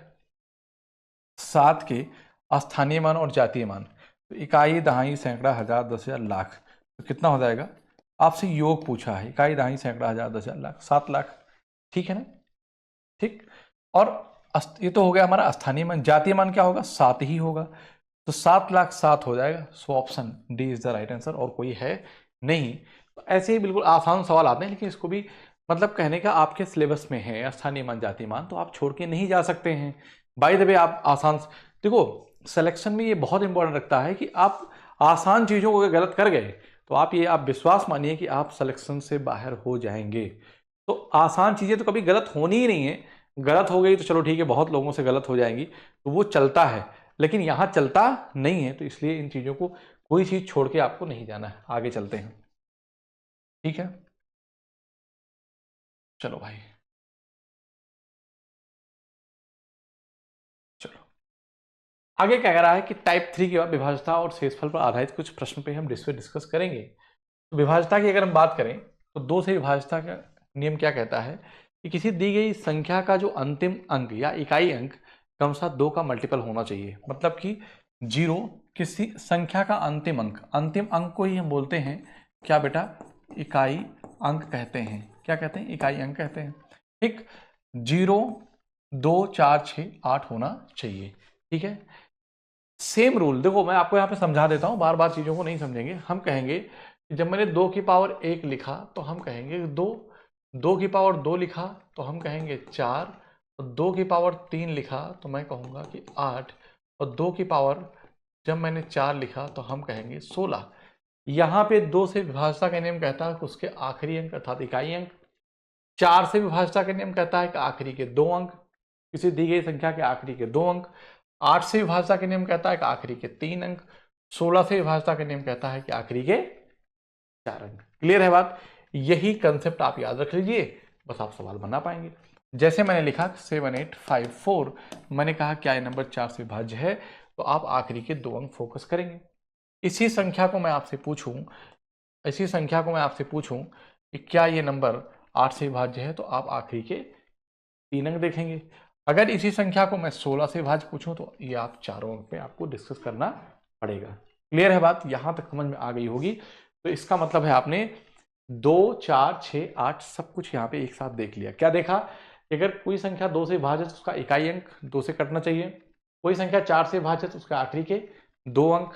कोई संख्या 8 से विभाज्य है तो आखिरी के 3 अंक। कोई संख्या 16 से विभाज्य तो आखिरी के 4 अंक। ये कंसेप्ट आप लगा के चलिएगा। सेम एज इट इज हम लोग यहीं पे 5 की बात कर लेते हैं। देखो ध्यान से, जैसे क्या लिखा गया है कि 5 की पावर 1, तो संख्या क्या लिखेंगे 5, 5 की पावर 2, इसका मतलब 25, 5 की पावर 3, तो मतलब क्या हो गया 75, सॉरी 25 यहाँ हो जाएगा और ये क्या हो जाएगा 125, 5 गुणे 5 गुणे 5, ठीक है ना। अब मैं यहीं तक पढ़ूंगा, इसके आगे नहीं पढ़ने की जरूरत है। मैं कहता हूं कि अगर किसी संख्या को, कोई संख्या 5 से विभाजित है तो उसका आखिरी अंक 5 से पूर्णतः कटना चाहिए, ठीक। अगर कोई संख्या 25 से विभाज्य है तो उसके आखिरी 2 अंक 25 से पूर्णतः विभाज्य होने चाहिए। कोई संख्या 125 से तभी विभाज्य होगी जब उसके आखिरी के 3 अंक होंगे। 5 से विभाज्यता के नियम ये कहता है 5 से, कि 5 की टेबल पढ़िए, या तो मतलब कहने का है कि 5 से अगर कोई संख्या विभाज्य है तो उसका इकाई अंक या तो 0 होना चाहिए या 5 होना चाहिए। 25 के केस में क्या होना चाहिए, तो आप कहेंगे कि उसके जो आखिरी के कितने अंक, 2 अंक, आखिरी के 2 अंकों के लिए बेटा या तो 00 हो या 25 हो या 75 हो, और एक और ऐसे नहीं, एक स्टेप छोड़ दिया मैंने, मतलब 50 हो, फिर मैं कहूंगा या 75 हो।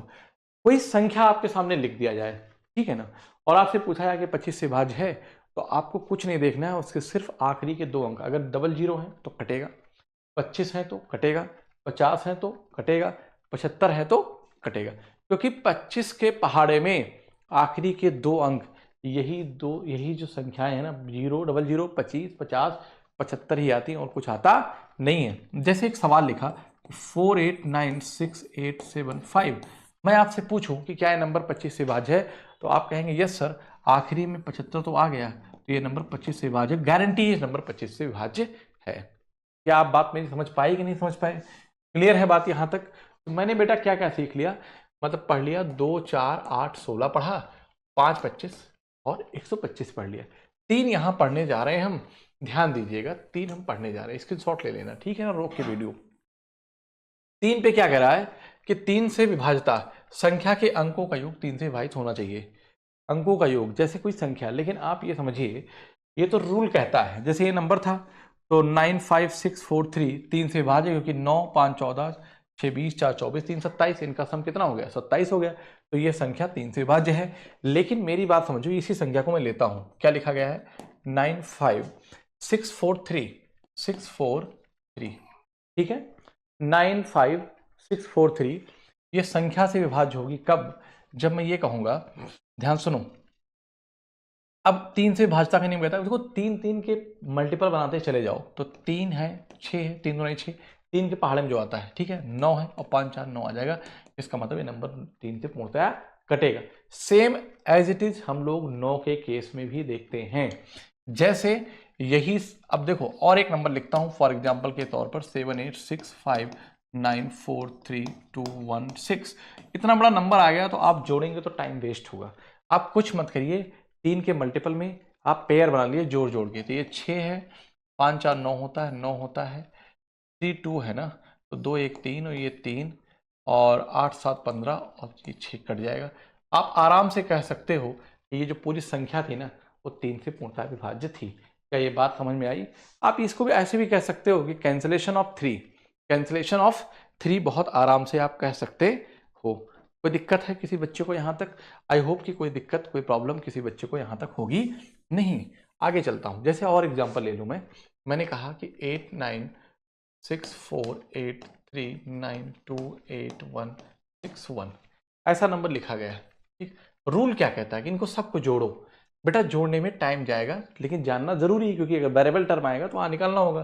तो मैं कहता हूँ, अच्छा एक चीज़ और भी आपको समझाऊंगा मैं, ये 9 हो गया, ये 6 हो गया, ठीक है ना, ये 9, ये 3 और 2 1 3 6 8 1 9 है ना, तो 8 8 16 4 20 नहीं कटेगा, 3 के पहाड़े में 20 कभी नहीं आता, इसका मतलब है कि ये नंबर 3 से नहीं कटेगा। मेरी बात ध्यान से सुनो, जैसे मैंने लिखा क्या 15, इसको मैंने 3 से डिवाइड किया तो 5 1 6 हो गया, मैंने कहा कट जाएगा, समझना ध्यान से। अगर मैं 16 लिख दूं तो मैंने कहा कि 3 से भाग करो तो कटेगा क्या? आप कहेंगे नहीं कटेगा, तो ये कटा, बचा कितना 1। इसका मतलब ये है कि किसी संख्या को, देखो ध्यान से मेरी बात सुनो, अब यहाँ हम क्या कहेंगे 3 बजे 15, अगर रिमाइंडर क्या आ जाए 1 आ जाएगा, 1 आ जाएगा। अगर मैं इसको जोड़ता तो 6 क्या बनता, 7 बनता, और 3 से डिवाइड करता तो रिमाइंडर क्या आ जाता, तब भी 1 आ जाता। मतलब किसी संख्या को अगर 3 से भाग देने पर अगर शेषफल पूछा जाए कितना आएगा, तो कुछ नहीं करना, यही सेम रूल करना, जो बचेगा वही शेषफल आएगा। जैसे ये क्या था, 8 4 12, 12 8 20, ये 20 आ गया। मैं कहता हूँ इस संख्या को 3 से डिवाइड करने पर शेषफल क्या आएगा, तो आप कहेंगे सर शेषफल इसका 2 आ जाएगा। रिमाइंडर क्या आएगा, 2 आएगा। पूरी संख्या को अगर हम भाग करेंगे तो रिमाइंडर कितना आ जाएगा, वो 2 आएगा। यहीं पे आप समझ में आई बात कि नहीं आई, तो आप कहेंगे यस सर, बहुत अच्छे से सवाल में हमें समझ में आ गया। क्लियर है बात? चलो भाई आगे चलते हैं, और फिर मैं एग्जाम्पल के तौर पे और भी चीजें ले लूंगा। अभी आगे के चलते हैं।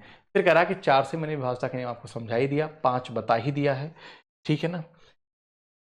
4 बता दिया, 5 बता दिया, फिर आपको मैंने 6 नहीं बताया। 6 इंपॉर्टेंट है। 6 क्या है बेटा, आपके लिए बहुत इंपॉर्टेंट है। 6 से विभाज्यता या संख्या 3 और 2 दोनों से विभाज्य होनी चाहिए। आप कहेंगे सर 6 के लिए तो चलो ठीक है, क्योंकि 6 के फैक्टर 3 और 2 होना चाहिए, ये बात तो सही है।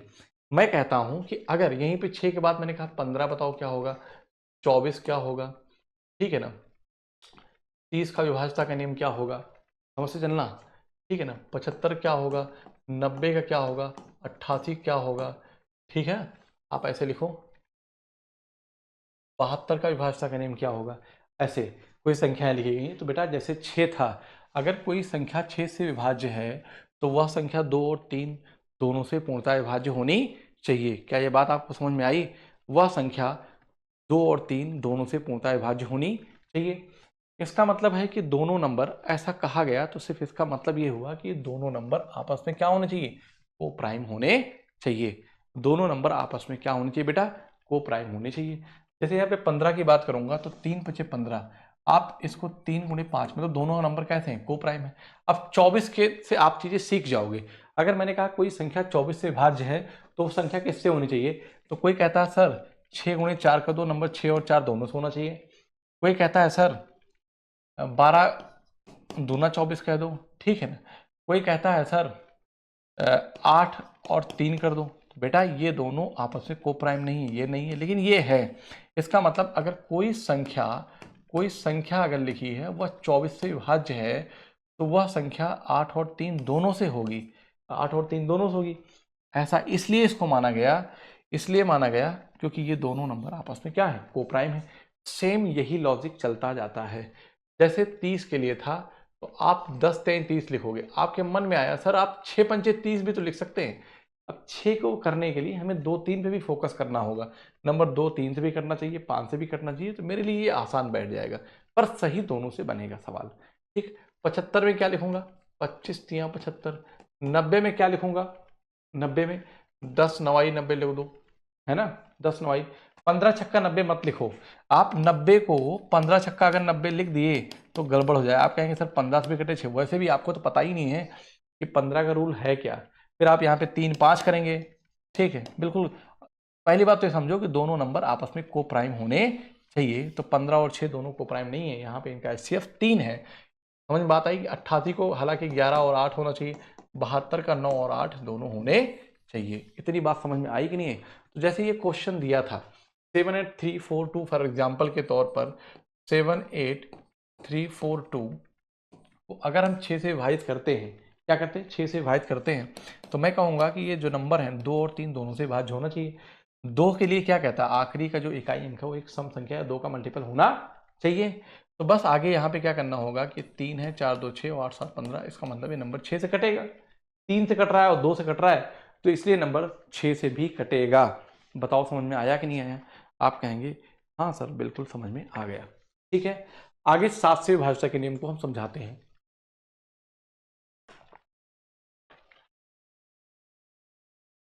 एक और इंपॉर्टेंट बात आपको यही बताते चलेंगे हम। आप अपनी कॉपी और पेन लेके जरूर बैठिएगा, क्योंकि जितना लिखा ना उससे हम ज़्यादा समझाएंगे, लिखने पे मत जाइए आप, ठीक है ना।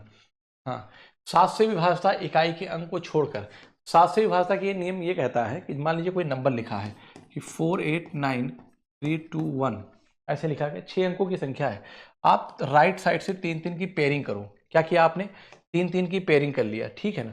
3 3 की पेयरिंग करने के बाद इनका डिफरेंस ले लो। इसका मतलब 9 में से 1 गया, क्या हो जाएगा 8, 8 में से 2 गया 6, 4 में 3 गया 1, इनका डिफरेंस कितना आएगा 168।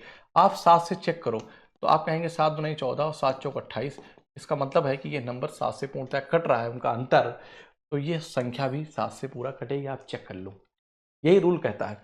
लेकिन आपके मन में, जहन में एक सवाल आ रहा होगा, क्या कि सर अगर ऐसा लिखा गया, अगर ये लिख दिया 4 8 9 3 4 लिख दिया जाए, तो आप 3 की जब पेयरिंग करोगे तो इधर आप क्या करोगे, इधर आप क्या करोगे? तो बेटा यहाँ 2 ही है, तो आप 1 0 बढ़ा लो, 3 की पेयरिंग कर लिया।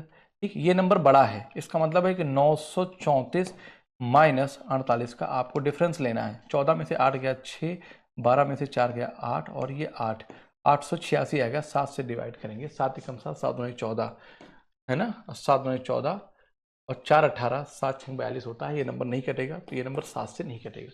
मतलब बेटा ये जो पेयरिंग वाला होता है ना, 7 11 और 13 के लिए सेम रूल चलता जाता है।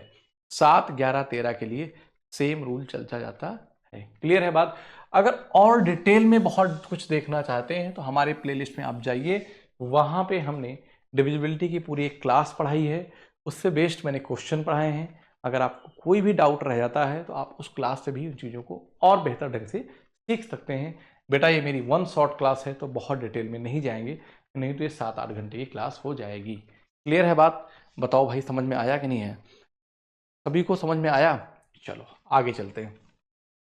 तो आई होप कि आपने 7 सीखा। तो मैंने कहा 7 के बाद वही 11 का भी रूल होता है, वही 13 का भी होता है, लेकिन 11 का एक और भी तरीका है। 8 को मैंने बता दिया है, इससे देखने की जरूरत नहीं है। 9 पे आते हैं, 9 इंपॉर्टेंट है आपके लिए।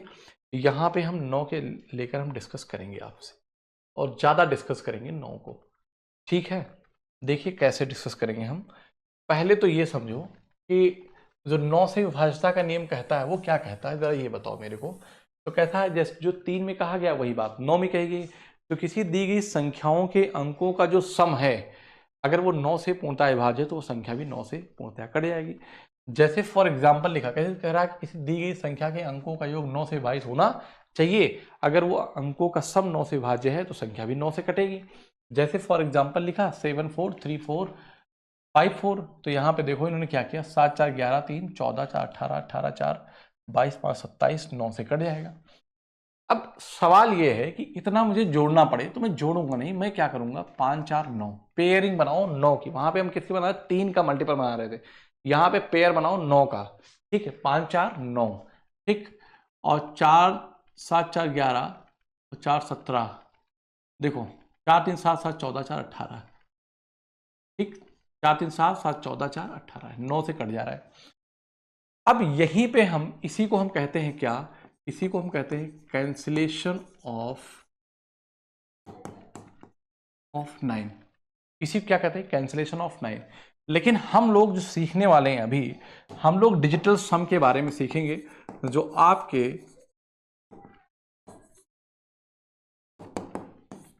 कैलकुलेशन में बहुत ही हेल्प करता है। क्या करता है, हेल्प करता है किसमें, कैलकुलेशन में आपके। ठीक है ना, क्योंकि यहाँ पे ना इसका इतना बेहतरीन रोल होता है डिजिटल सम का कि इसका कोई जवाब नहीं। आपको हम समझाते हैं और जरा सा ध्यान से दीजिएगा कि डिजिटल सम होता क्या है। जैसे जो संख्याओं को जो आप ऐड करते हैं, डिजिटल सम का मतलब है डिजिट का सम, लेकिन डिजिटल सम तब तक लगता है जब तक कि संख्या एक डिजिट में ना पहुंच जाए। जैसे फॉर एग्जाम्पल यही वाला था, लिखा क्या था, 7 4 3 4 5 4, ये लिखा गया है। ठीक है ना, अब मैं आपसे कहता हूं कि आप इनको जोड़ो, तो आप जब जोड़ने लगते हैं तो वो आप जोड़ना टाइम लगता है ना। तो मैं कहता हूं कि अगर इनका डिजिटल सम देखो, अगर 9 आता है, 9 मतलब सिंगल डिजिट में, तो वह संख्या 9 से पूर्णतः विभाज्य होगी। अगर डिजिटल सम 9 के अलावा कुछ भी आता है तो मैं कहूंगा कि 9 से भाग देने पर वही संख्या शेषफल बचेगा। जैसे इस सवाल में मैं कहूंगा तो आप पहले 5 4 9 कर लो। ठीक है ना, चलो ठीक है, ये बन गया। तो 7 7 14 4 18, अभी कितना हो गया 18, 18 को आप जोड़ोगे तो 1 + 9 आएगा, सॉरी 1 + 8, और 1 + 8 को आप करोगे तो क्या हो जाएगा, 9 आएगा।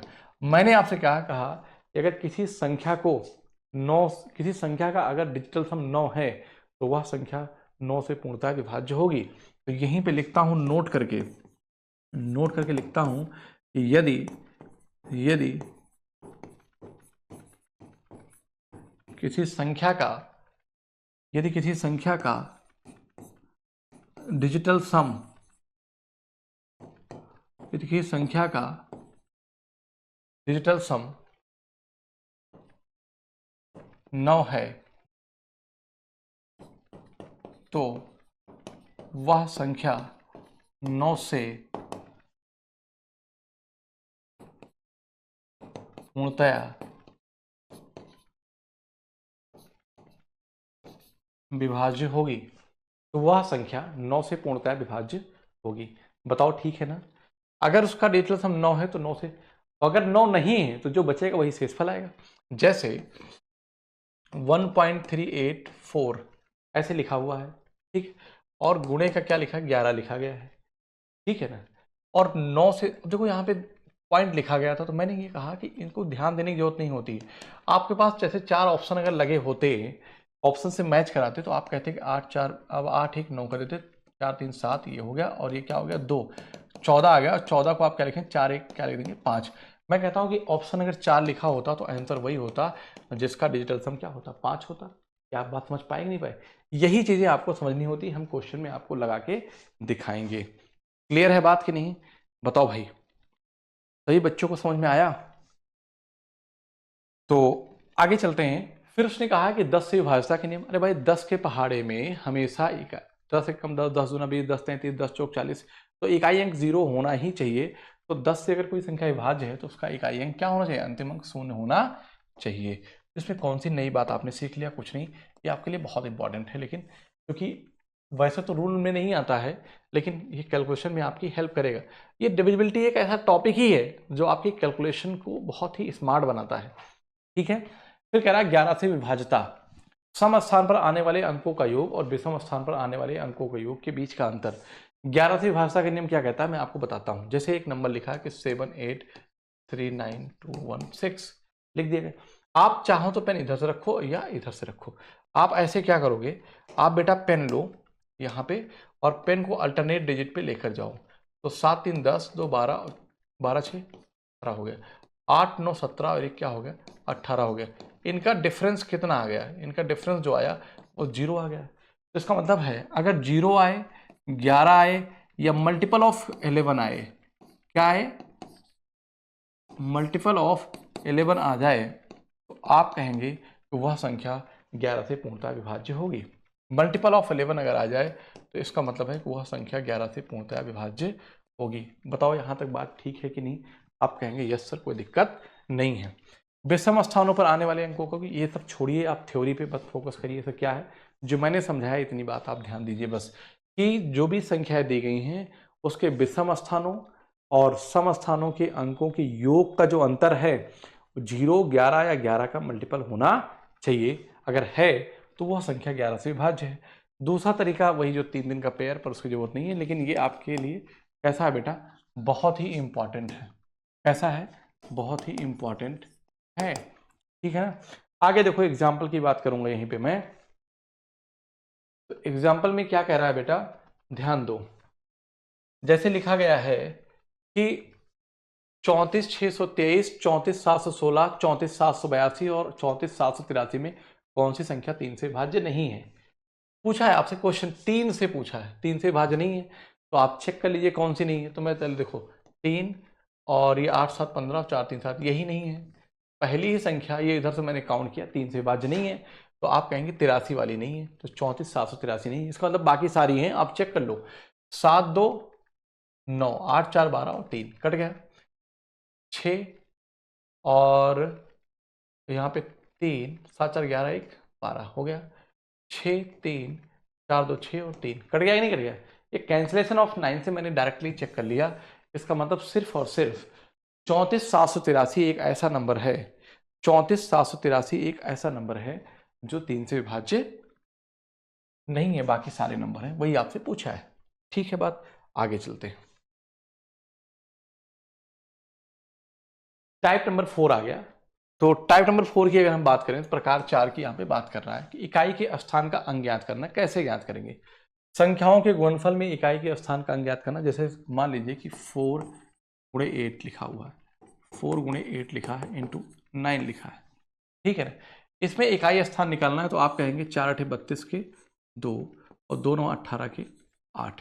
तो इस पूरी संख्या का जो इकाई अंक आएगा वो कितना आ जाएगा, 8 आ जाएगा। ठीक है ना। जैसे ऐसे लिखा गया है 12 गुणे 42 गुणे 423 गुणे 595, इसका इकाई अंक क्या होगा। तो ये बहुत अच्छा है कि मैं तो डायरेक्ट देख के बता सकता हूँ इसका इकाई अंक 0 आएगा। कैसे, जब भी कोई सीरीज लिखी गई है ऐसे प्रोडक्ट के फॉर्म में, उसमें 5 आ गया और 5 के साथ अगर कोई इवन नंबर है, तो आप मुझे बताओ कि अगर 5 को 2 से गुणा करोगे तो क्या आएगा, 10 आएगा। 5 को 4 से गुणा करोगे तो क्या आएगा, 20 आएगा।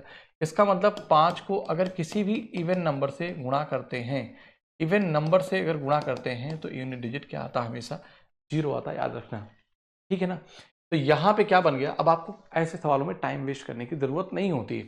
जैसे क्या लिखा, 2 दूना 4, 4 3 12 के 2, 2 5 10 के 0, तो 0 ही तो आएगा। तो जब आपको 5 दिख गया, तो आप 5 दिख जाए और उसमें कहीं एक इवन नंबर दिख जाए, तो आप आंख मूंद के कह दीजिए कि उस संख्या का इकाई अंक क्या आएगा, 5 है। अगर 5 दिख गया तो चलो ठीक है, इवन ऑड, लेकिन इतना आप जान जाओ कि इकाई अंक या तो 5 होगा या तो 1 बनेगा, और कुछ आने वाला नहीं है। मैं एक और एग्जाम्पल लेता हूँ यहाँ से, उसको समझाता हूँ। मैंने 76 गुणे 85 गुणे 83 71 है ना, गुणे 29 गुणे 27, मैं पूछता इसका इकाई अंक क्या होगा। आप 5 दिख गया है ना आपको, जब 5 दिख गया तो कहीं सम संख्या है क्या, नहीं है। इसका मतलब इकाई अंक 5 ही आएगा, गारंटी है 5 आएगा। कैसे, आप कहेंगे सर 5 एकम 5, 5 6 15 के 5, 5 9 45 के 5 और 5 7 35 के 5, आया 5 की नहीं आया, आया कि नहीं आया बताओ। आप कहेंगे यस सर, यहाँ तक बात क्लियर हो गई। घातांकीय संख्या, अब तो ये तो बात ठीक हुई ना, मतलब कहने का है कि जब कोई संख्याएं लिखी होती प्रोडक्ट के फॉर्म में, तो सिर्फ और सिर्फ उनके हमें इकाई अंक पे ही फोकस करना होता और उनसे कोई लेना देना नहीं होता है। तो यहाँ पे हम आगे बात करेंगे बेटा। जैसे मैंने क्या लिखा, देखो मैंने लिखा कि 423 गुणे 1516 गुणे 4016 गुणे 218 गुणे 3096। अब आपको इतने बड़े नंबर लिखे, करा कि गुणा कैसे करूं, तो कुछ नहीं करना होता, बस इनके इकाई अंक को क्या करोगे आप, गुणा करते चले जाओगे। तो 3 छक 18 के 8, फिर क्या होगा 6 छक 8 छक 48 के 8, 8 है 64 के 4 और 6 चौको 24 के 4। तो फाइनली जो इकाई अंक आएगा वो क्या आ जाएगा बेटा, 4 आ जाएगा। बताओ यहां तक सभी बच्चों को समझ में आया कि नहीं। अगर आया तो आप एस लिखें, ठीक है ना। आया तो आप कमेंट बॉक्स में एस लिखकर मैसेज करें। आगे हम बात करते हैं इसी में। अगर ये तो सिंपल हो गया कि संख्याओं के गुणनफल के फॉर्म में अगर दिया हो तो उसका इकाई अंक कैसे निकालेंगे, आपने देख लिया, ठीक है ना। इकाई अंक क्या होता है इसको भी समझ लो। जैसे 7 8 9 6 2 3 लिखा है, हम पूछे इसका इकाई अंक क्या है, तो आप कहेंगे सर यही 3 ही तो इसका इकाई अंक है, ठीक है ना। समझ में आई। तो गुणनफल का देख लिया आपने। अगर मैं ऐसे लिखता हूँ 48 प्लस 58 प्लस 59 प्लस 11, ऐसे मैं लिख दिया। मैंने पूछा बताओ इकाई अंक क्या होगा, तो सब में भी आपको इकाई अंक पे ही फोकस करना होगा। 8 8 16 के 6, 6 9 6 15 के 5, 5 1 6, आप जोड़ लीजिए, जो कुछ भी आएगा उस संख्या का इकाई अंक 6 ही आएगा। क्या समझा आपने। आगे मैं क्या कहूँगा कि 32 प्लस 58 प्लस 1199 प्लस 288 प्लस 3034 का इकाई अंक क्या आएगा। इन सभी नंबरों को जोड़ेंगे तो इकाई अंक क्या आएगा, तो आप कहेंगे सर 8 2 10, क्या कहेंगे, जो भी है खैर इरेज हो गया जो नंबर लिखा था मैंने, लेकिन कोई बात नहीं। 32 प्लस, अरे यार फिर से लिख देता हूं। मैंने क्या कहा बेटा, 32 प्लस 44 प्लस 496 प्लस 118 प्लस 282। आपसे इसका इकाई अंक पूछेगा तो क्या बनेगा, कुछ नहीं करना। 4 2 6, 6 4 10 के 0, 8, फिर 8 2 10 के 0, मतलब फाइनली आपको 0 आना है। ठीक है बात, यहां तक सबको सब कुछ क्लियर हो गया। आप कहेंगे यस सर कोई दिक्कत नहीं। चलो भाई आगे हम बात करते हैं घातांकीय संख्या में इकाई अंक ज्ञात करना। जो घातांकीय संख्या है इसमें इकाई अंक ज्ञात करने की जब बात की जाएगी तो क्या आएगा, जरा आप मुझे बताओ। तो ये कहता हूं कि ये क्या है, एक घातांकीय संख्या है, ये क्या है, एक घातांकीय संख्या है, इसमें इकाई अंक की बात आपसे कर रहा है। तो जब भी कोई घातांकीय संख्या होती है और इकाई अंक की बात करेगा तो सिर्फ और सिर्फ उसके हम आधार के इकाई अंक पे फोकस करेंगे। इसका मतलब है कि यहाँ पे 4 है और यहाँ पे भी 4 है। तो ऐसे सवालों के लिए हम 4 के केस का क्या होता है बेटा, उसकी इवन और ऑड पावर चेक करते हैं। अगर 4 की पावर 1 लिखा है तो इकाई अंक 4, और 4 की पावर 2 लिखा है तो इकाई अंक 6 होता है। ठीक है ना, 4 की पावर 6 होता है। तो मैं यहाँ पे कहूँगा कि 4 की पावर अगर विषम हो गया, क्या हो गया, विषम हो गया, और 4 की पावर सम हो गया तो इकाई अंक 6 और 4 आ गया। 4 की पावर सम है तो 6, 4 की पावर विषम है तो 4, तो 6 4 10, और 10 का इकाई अंक क्या आएगा, 0 आ गया। तो फाइनली जो आपका आंसर आएगा वो 0 आएगा। ठीक है, आगे चलते हैं। कह रहा कि 5 अंकों द्वारा बनी संख्या पर आधारित सवाल। ठीक है ना, कोई बात नहीं। अब आपसे अंकों के पर आधारित सवाल, यहाँ पे एक चीज छूट रहा है आई थिंक, क्योंकि इसने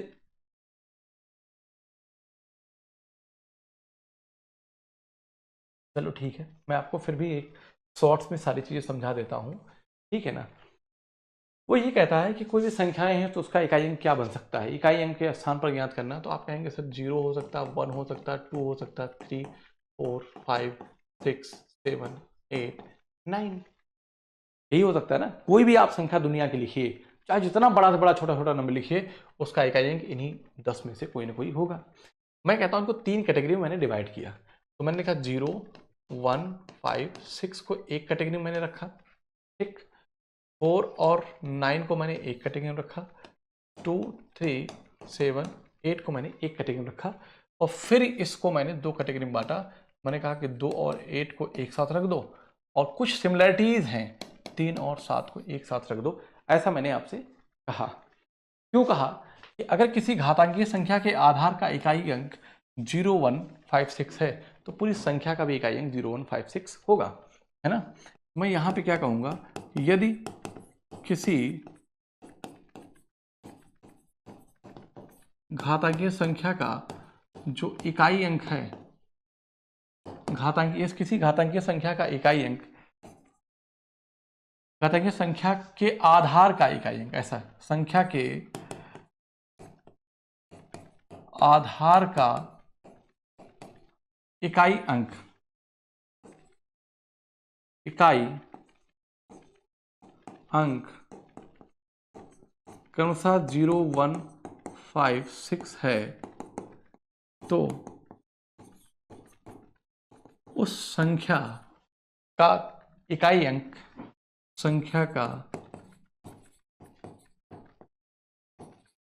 इकाई अंक क्रमशः 0156 होगा, 0156 होगा। ये पहली बात याद रखिएगा, बहुत इंपॉर्टेंट है। दोनों के केस में हम इवन और ऑड चेक करते हैं। 4 के केस में मैंने अभी बताया था कि अगर 4 की घात, यहां पे मैं लिख देता हूं, क्या लिखूंगा मैं, यहां पे देखो,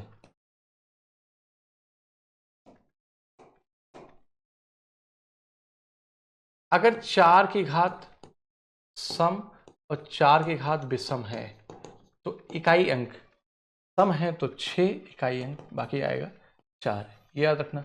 9 के केस में अगर 9 की घात सम और 9 की घात विषम है तो 9 की घात अगर सम है तो इकाई अंक 1, और बाकी क्या है, अगर विषम है तो 9 आ जाएगा। ये बात, आप इतनी बात याद रखो, ये बात समझ गए होंगे। आगे 2 3 7 8 के केस में इसमें 4 की साइक्लिसिटी चलती है, 4 की साइक्लिसिटी चलती है। इसका मतलब क्या हुआ, इस 2 3 7 8 में हम ऐसा नहीं करेंगे, हम ऐसे बताएंगे कि इसमें क्या करते हैं, हम इसमें क्या करते हैं बेटा,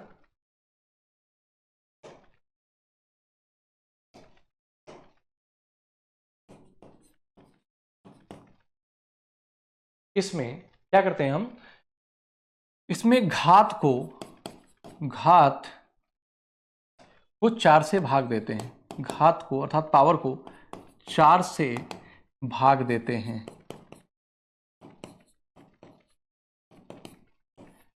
इसमें घात को 4 से भाग देते हैं। जब हम घात को 4 से भाग देंगे तो मेरी बात ध्यान समझना, तो जो भी रिमाइंडर आएगा उसके ऊपर लगा देंगे। लेकिन यहाँ पे 2 और 8 के केस में अगर रिमाइंडर 0 है तो उसका इकाई अंक क्रमशः 6 होता है। लेकिन यहाँ पे अगर रिमाइंडर 0 है तो इकाई अंक 1 ही बनता है, बस इतनी याद रखना और कुछ नहीं है। बाकी जो कुछ भी रिमाइंडर आएगा उसके ऊपर लगा दो, आपको फाइनल आंसर। अगर और डिटेल में इसको देखना और समझना चाहते हैं तो हमारे चैनल एग्जाम विद अशोक पे जाइए, वहाँ पे बहुत डिटेल में मैंने डिस्कस किया है, तो वहाँ से आप अपने इस कंसेप्ट को क्लियर कर सकते हैं यूनिट डिजिट वाले, ठीक है ना, इकाई अंक के। ठीक है, आगे चलते हैं। करा कि 5 अंकों द्वारा, मतलब कि अंकों के द्वारा बनी संख्याओं पर आधारित प्रश्न, 5 अंकों नहीं, एक प्रकार है, 5वां टाइप हम डिस्कस करने आपसे जा रहे हैं कि अंकों द्वारा बनी संख्याओं पर आधारित प्रश्न। करा कि 6 अंकों की सबसे बड़ी और सबसे छोटी संख्या में बताना है, तो हम कहेंगे सबसे बड़ी जो संख्या होगी वो क्या हो जाएगी, 6 टाइम 9 लिख देंगे, ठीक है ना। और सबसे छोटी जो संख्या होगी 6 अंकों की, किसकी, 6 ही अंकों की, सबसे बड़ी लिख दिया आपने, सबसे छोटी लिखेंगे तो क्या हो जाएगा 0 0 0। तो बस कुछ नहीं करना, ये हो जाएगा आपका यहाँ पे 10, और फिर आप सीधे सीधे क्या लिखते हैं 9 9 9 9 9 9 लिखते चले जाएंगे। इस सवाल में कुछ था क्या, कुछ नहीं था, सिर्फ इतनी सी बात थी कि आपको ये पता होना चाहिए कि 6 अंकों की सबसे बड़ी संख्या कौन सी है, ठीक है, और 6 अंकों की सबसे छोटी संख्या कौन सी है, बस आपका सवाल यहीं से निकल जाएगा।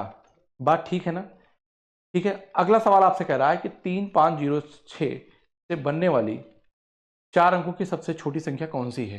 अरे भाई 4 अंकों की पूछा है तो आप सबसे छोटी पूछा है ना, जब सबसे छोटी पूछा है तो आप जीरो तो रख नहीं सकते क्योंकि 4 अंकों की संख्या बनेगी नहीं, जीरो रख नहीं सकते, तो आप क्या करो सबसे छोटा नंबर लिख दो। अगर बड़ा लिखोगे तो बड़ी संख्या बन जाएगी, इधर लिख देता हूं, तो आप सबसे छोटा नंबर लिखो, फिर आप जीरो को लिख दो, फिर आप क्या करो यहाँ पे 5 लिख दो, फिर 6 लिख दो, तो 3056 है क्या कहीं, यस 3056 है। आप कहेंगे ये 3 अंकों की संख्या है क्या, ये 4 अंकों की संख्या है क्या, नहीं ये तो 3 अंकों की है, जीरो काउंट नहीं किया जाएगा, यह भी 3 अंकों की है, ये 3506। आप बताओ 3056 और 3506 में कौन सा है, हालांकि आप सवाल लगाते नहीं, चलो ठीक है, 4 अंकों की संख्या पूछा था, आप दिमाग ही ना लगाते, आप ये सवाल आसान था आपके लिए। देखिए ये तो 3 अंक की संख्या थी, ये भी 3 अंक की थी, आपसे क्वेश्चन में 4 अंकों की पूछा है, तो कुछ ना करते आप देखिए इसमें और इसमें कौन सा छोटा है, तो ये छोटा था, बाकी गया, ठीक है ना।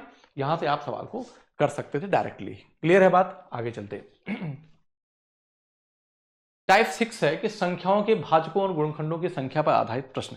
जैसे कोई नंबर लिखा है, मान लीजिए कोई एक नंबर n है, ठीक है, उसके फैक्टर आपने किया a की पावर p प्लस b की पावर q प्लस c की पावर r प्लस d की पावर s, तो एक तो 1 और n को छोड़कर, ठीक है ना, 1 और n को छोड़कर n के भाजकों की कुल संख्या जो होगी, है ना, मतलब कि स्वयं को छोड़कर जो भाजकों की संख्या होगी, 1 एंड इटसेल्फ को छोड़कर भाजकों की संख्या कितनी होगी, तो आप कहेंगे कुल संख्या जो हो जाएगी p plus 1 q plus 1 r plus 1 और s प्लस 1 माइनस का 2 लिख रखा है, ठीक है ना, जैसे मैं समझाता हूं आपको, तो 4 लिखा है और क्या लिखा है 5 लिखा है, ठीक है ना, तो 4 के जो फैक्टर बनेंगे वो कितने बन जाएंगे, तो आप कहेंगे 1 2 3, ठीक, समझिएगा मेरी बात को, और क्या 4, इसको छोड़ दो, ठीक है।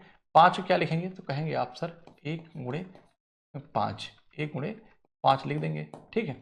यही बात यहाँ पे कह रहा है कि अगर इसको आप लिखें 2 का स्क्वायर गुणे 5 घात 1, तो आप क्या करेंगे 2 प्लस 1, 2 प्लस 1 जो हो जाएगा और इंटू 1 प्लस 1 करेंगे तो कितना बनेगा 3, और कितना हो जाएगा 3 2 3 और 1 2, कितना बनेगा टोटल 6 बन गया, 6 बना कि नहीं बना। तो अगर आपसे यही पूछा कि यदि n बराबर ऐसा लिखा गया है तो एक और n को छोड़कर n के भाजकों की जो कुल संख्या है ना, बस आप क्या करो कि उनको सबको जोड़ के ये -2 कर दो। लेकिन हम कहते हैं आपसे कि देखो यहाँ पे ये 4 हैं और ये क्या है 2 है, ठीक, तो कितने बन गए 4 2 6 बनेंगे नहीं बनेंगे, अरे भाई 4 के कितने फैक्टर हैं, 4 के 4, 1 2 1 2 और 4, 1 से कटेगा 2 से कटेगा और 4 से कटेगा फैक्टर के, 5 के एक और 5 है, एक और 5 है कि नहीं है। तो आप यहाँ पे जब फैक्टर लिखने लगोगे तो बेटा ये कहोगे 3 और इधर कितने हैं 2 है। हालांकि कॉम्बिनेशन बनाया जाता है तो आप इतना समझो कि जो टोटल फैक्टर आएंगे उनको अभाज्य गुणनखंड में बना लो।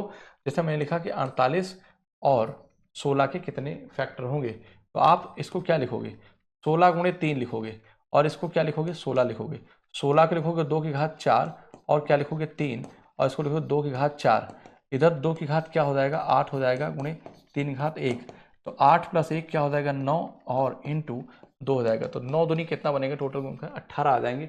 ये तरीका आपको निकालने का बाकी जो बुक इसमें है इसमें कोई दिक्कत नहीं है। आगे कह रहा अभाज्य और धनात्मक गुणनखंडों की संख्या कैसे निकालते हैं। देखो वही चीज किया है उसने। कह रहा है यदि n बराबर a की पावर p प्लस b की पावर q प्लस c की पावर r प्लस d की पावर s, मतलब ऐसे ऐसे लिखा है कि n की power n is equal to, कोई एक n नंबर था उनको फैक्टर किया गया। जैसे मैंने क्या कहा कि 54 है, 54 को मैं 9 छक 54 लिखता हूं ना, या 18 3 54, ठीक है ना, 18 3 54, 6 गुणे 3 गुणे 3 तो 27 लिखेंगे। क्या लिखेंगे? 27 दूना 54, 27 दूना 54, तो 3 का क्यूब गुणे 2 लिख दिया, पावर 1 लिख दिया, लिखा ना। अब आप यही चीज कह रहा कि n कोई एक नंबर है उसको इस फॉर्म में लिखा जैसा मैंने ये लिख दिया। तो कह रहा है कि n के अभाज्य गुणनखंडों की कुल संख्या जो होगी वो कितनी होगी। तो इन्होंने कहा है कि p plus Q plus r plus s, इसका मतलब है कि 3 प्लस 1 4, वही चीज आप जोड़ लीजिए, 3 1 4 होगी। अभाज्य गुणनखंडों की संख्या कितनी होगी? वो 4 बन जाएगी, जहां a b c और d अभाज्य संख्याएं हैं, ठीक है ना। a b c और d, अरे भाई सीधी सी बात है, a b c d। अब बताओ 3 और 2 अभाज्य संख्याएं हैं कि नहीं है? तो जो अभाज्य गुणनखंड बनेंगे 3 प्लस आप लिख दो 3 प्लस 1 क्या हो जाएगा? 4 हो जाएगा, ठीक है ना। n के अभाज्य गुणनखंडों की कुल संख्या कितनी बन जाएगी? तो आप उनकी पावर को जोड़ लो, जहां a b c d अभाज्य संख्याएं हैं, मतलब उनको प्राइम फैक्टर में आपको ब्रेक करना होता है। आगे कह रहा है कि n बराबर a की पावर p प्लस a की पावर q प्लस a की पावर r प्लस a की पावर s है, तो n के धनात्मक गुणनखंडों की कुल संख्या कितनी हो जाएगी? तो आपको कुछ नहीं करना बेटा, यहाँ पे p plus q plus r plus ऐसा कुछ लिखा गया, ये सब लिखने की जरूरत नहीं है। अगर अभाज्य गुणनखंडों की संख्या निकालना तो मैंने इधर आपको और यहाँ पे मैंने बता दिया है, यही तरीका है करने का। आगे चलते हैं। कह रहा कि टाइप 7 की बात कर रहा हूँ, तो यहाँ पे कुछ इंपॉर्टेंट पॉइंट्स हैं जो आपके लिए लिखे गए हैं कि विशेष संख्याओं के योग पर आधारित प्रश्न आते हैं। जैसे प्राकृतिक संख्याएं, प्रथम n प्राकृतिक संख्याओं का योग क्या होता है? तो आप कहेंगे n इंटू एन प्लस 1/2 होता है। बहुत इंपॉर्टेंट है ये आपके जो 5 पॉइंट है ना, ये बहुत ही इंपॉर्टेंट है आपके एग्जाम पॉइंट ऑफ व्यू से, ठीक है ना, वेरी इंपॉर्टेंट है। जैसे मैंने कहा कि 1 2 3 4 5 6 7 8, 1 2 3 4 5 एंड सो ऑन, मैंने 50 लिख दिया। तो मैंने कहा कि इनका योग बताओ क्या होगा। तो हालांकि ये तो एक एपी सीरीज लगा सकते हो, लेकिन ये एक प्रथम n प्राकृतिक संख्या है। प्रथम का मतलब 1 से शुरू हुई है, तो प्रथम n प्राकृतिक संख्याओं का जो योग होता है वो कितना होता है? n इंटू एन प्लस 1/2 होता है। तो n की वैल्यू यहाँ पे कितना है? तो आप कहेंगे सर 50 है। 50, तो इनका योग क्या हो जाएगा? 50 गुणे 50 प्लस 51 बटे का 2, तो कितना हो जाएगा? 25 हो जाएगा, ठीक है ना। कितना हो जाएगा? 25 हो जाएगा। तो 25 से कम 25 के 5, 25 पंचे 125 और 2 कितना बन जाएगा? 127। कितना बनेगा? 127 आ जाएगा, ठीक है बात। तो 1275 बन जाएगा, ठीक है। प्रथम n विषम संख्याओं का योग क्या होता है? जैसे आपने लिखा कि 1 3 5 7 9 11 13। प्रथम n विषम संख्याएं क्या होता है? तो आप ये समझिए जितने नंबर लिखें 1 2 3 4 5 6 7, तो 7 का स्क्वायर 49 बनेगा। आप जोड़ के देख लीजिए। तो याद रखो कि प्रथम n प्राकृतिक संख्याओं का जो योग होता है वो n इंटू एन प्लस 1/2 होता है। प्रथम n विषम संख्याओं का जो योग होता है वो n स्क्वायर होता है, वो n स्क्वायर होता है। यहां से आपको बात समझ में आ गई होगी, ठीक है। आगे हम बात करेंगे प्रथम n सम संख्याओं का योग क्या होगा। अगर सम संख्या है तो n इंटू एन प्लस 1 होता है। क्या होता है? n इंटू एन प्लस, जैसे आपने लिखा 2 4 6 8 10, लेकिन याद रखना कि पहली लिखा है सब कि बेटा प्रथम से शुरू है, तो पहली सम संख्या कौन? 2 है। तो कितनी संख्या है? 5 है। तो आप क्या करोगे? 5, आप n इंटू एन प्लस 1 लिखोगे, 5 गुणे 6, मतलब 5 6 कितना बन जाएगा? 30, ठीक है ना। जैसे मैंने ये कहा आपसे कि 2 4 6 8 dot dot dot dot dot dot dot 40 लिख दिया है, इसका मतलब कितनी संख्याएं होंगी बताओ जरा। आप कहोगे सर 20 संख्या बनेगी, क्योंकि 40 तक आप लिखा गया है, 2 2 का गैप है। तो 20 संख्याएं जब हो गई, जैसे यहाँ पे देखोगे तो 1 2 3 4 5 10 तक लिखा था, तो उसकी आधी होती है। कितनी होती है? आधी होती है। तो यहाँ पे क्या लिखोगे कि 20 गुणे क्या हो जाएगा? 21 आ जाएगा। तो 21 दूना 42 हो जाता है 420। इसका मतलब है कि प्रथम 40 सम संख्याओं का योग जो बनता है वो कितना बनता है? 420 बनता है। बताओ क्लियर है सभी को यहां तक?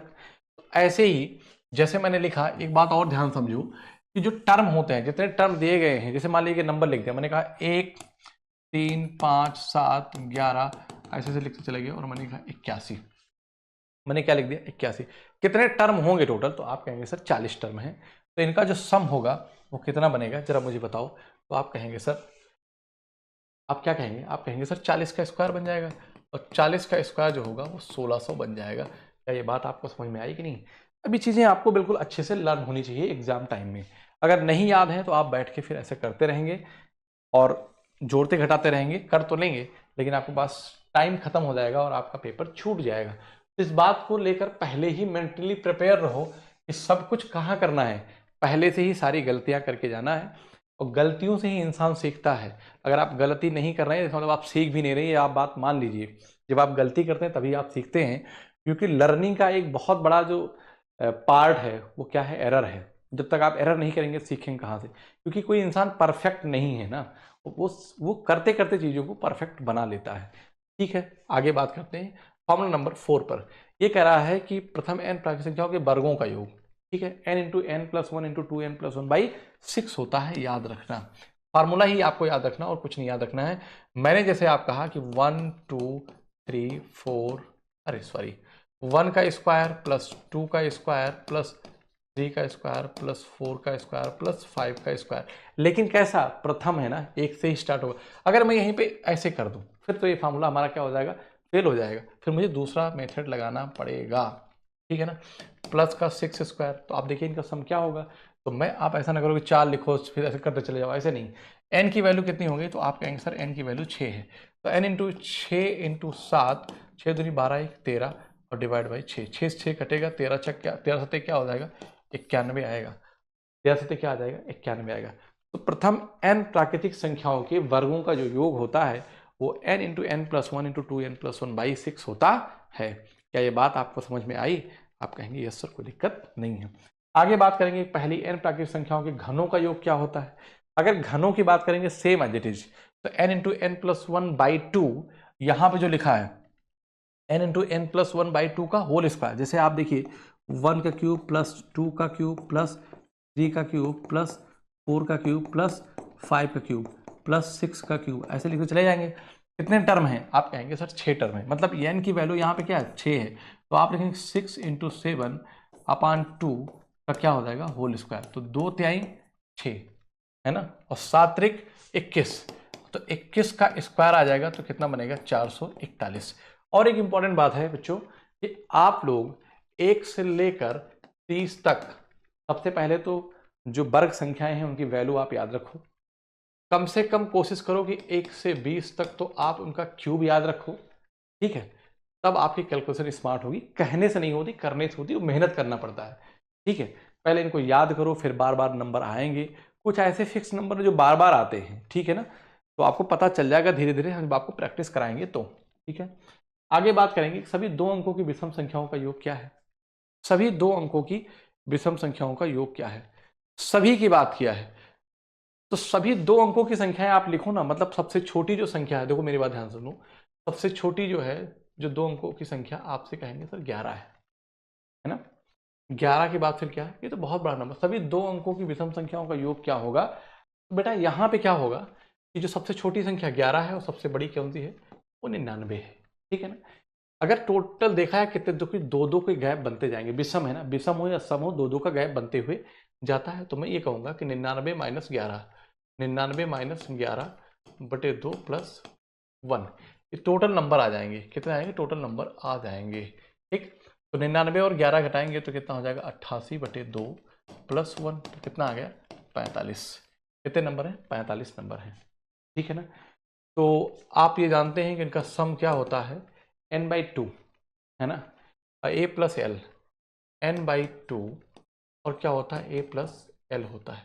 आपको n भी पता है, तो आप कहेंगे 45 बटे 2, प्रथम पद भी पता है 11, और लास्ट टर्म भी पता है आपको 99 है, ठीक है ना। तो 99 एक 100, 110 आ जाएगा। तो आप क्या कहेंगे कि 45 गुणे, ऐसा लिख दूं, 45 गुणे तो 100, 110, 110 बटे 2। आप आंसर की तरफ जाएंगे तो आप ये कहेंगे कि 2 55, 2 55 110, इसका मतलब 11 पचे 55, तो जो भी आंसर होगा 5 और 11 दोनों का मल्टीपल होगा, 9 का भी मल्टीपल होगा। आप ये चेक करो, पहले तो सारे नंबर 5 से कट रहे हैं, ठीक है ना। 9 से चेक करो तो 7 5 12 3 15 2 17, ये नहीं है। 5 4 9 ये भी नहीं है, ठीक है ना। और 5 4 9 ये भी नहीं है। 5 4 9 7 16 2 18, यही है। यही नंबर आपका जो होगा वो 11 से भी कटेगा, 9 से भी कटेगा, ठीक है, और 5 से भी कटेगा। तो ऑप्शन आ जाएगा 24 75। कुछ किया क्या मैंने? नहीं किया। सिर्फ इतनी सी बात है कि जो सबसे छोटी दो अंकों की संख्या क्या है? 11 है। सबसे बड़ी दो अंकों की संख्या क्या है? 99। इनका आपको सम निकालना है, तो एक विषम संख्याओं का सम निकालना है। तो मुझे इतना पता चल गया कि इनके बीच में टोटल कितनी संख्याएं आएंगी? 45 आएंगी। कितनी आएगी? एन की वैल्यू 45 मिल गई। हमने फार्मूला लगा दिया, first term plus last term, n/2 first term plus last term निकाल दिया, सीधे डायरेक्ट हमारा आंसर आ गया। So option B is the right answer. Clear है बात? आगे चलते हैं। पहली 10 प्राकृतिक संख्याओं के वर्गों का योग क्या होगा? अभी तो मैंने सिखाया था। प्रथम n प्राकृतिक संख्याओं के वर्गों का योग क्या होता है? n into N plus 1 into 2n plus 1 divide by क्या होता है? 6 होता है, ठीक है। तो 10 पूछा है, ये वर्गों का योग है, तो 10 गुणे 11 गुणे 10 गुना 20 21 डिवाइड बाई 2, 2 पंचे 10। आंसर तो जो भी कुछ भी होगा वो 5 का मल्टीपल भी होगा और 11 का भी मल्टीपल होगा, ठीक है ना। यहाँ पे देखो 5 का भी और 11 का भी है, ये वाला। और कौन सा? ये नहीं है, ये नहीं है। इतना बड़ा नंबर है, यही बनेगा, आप देख लो, है ना। 21 दामा 210 समथिंग यही आ जाएगा। 11 5 55 5 आएगा। So option C is the right answer. आप मेरी बात ध्यान समझिए कैसे मैंने किया। देखो यहाँ पे 5 बचा बेटा, 5 बटा 11 बचा और 21 बचा, ठीक है ना। 21 पंजे कितना हो जाएगा? आप कहेंगे 105। क्या होगा? 105। मुझे इतना पता है 5 एकम 5 और 5, जो भी आंसर आएगा उसका एवरेज 5 आएगा। तो ना तो ये बनेगा और ना ये बनेगा। नंबर 11 गुणे 55 ऐसे होता, 55 21 है, सीरीज बात बड़ा नंबर आएगा। So option C is the right answer. पूरा सब कुछ सॉल्व करने की जरूरत नहीं होती है आपको, ठीक है ना। आगे चलते हैं। सबसे लास्ट में हम कुछ इंपॉर्टेंट पॉइंट हैं, उनको हम यहाँ पे डिस्कस कर लेंगे। बस हमारा यहीं पे क्या होगा, ये फिनिश हो जाएगा, ठीक है। जैसे क्या है, महत्वपूर्ण पॉइंट में सबसे छोटी जो प्राकृतिक संख्या है क्या है बेटा? वो 1 होती है, ठीक है। बड़ी बेसिक बात है। सबसे छोटी जो पूर्ण संख्या होती है वो क्या होती है? 0 होती है। सबसे छोटा धनात्मक पूर्णांक क्या है? वो 1 है। सबसे बड़ा ऋणात्मक पूर्णांक क्या है? -1 है। याद रखना।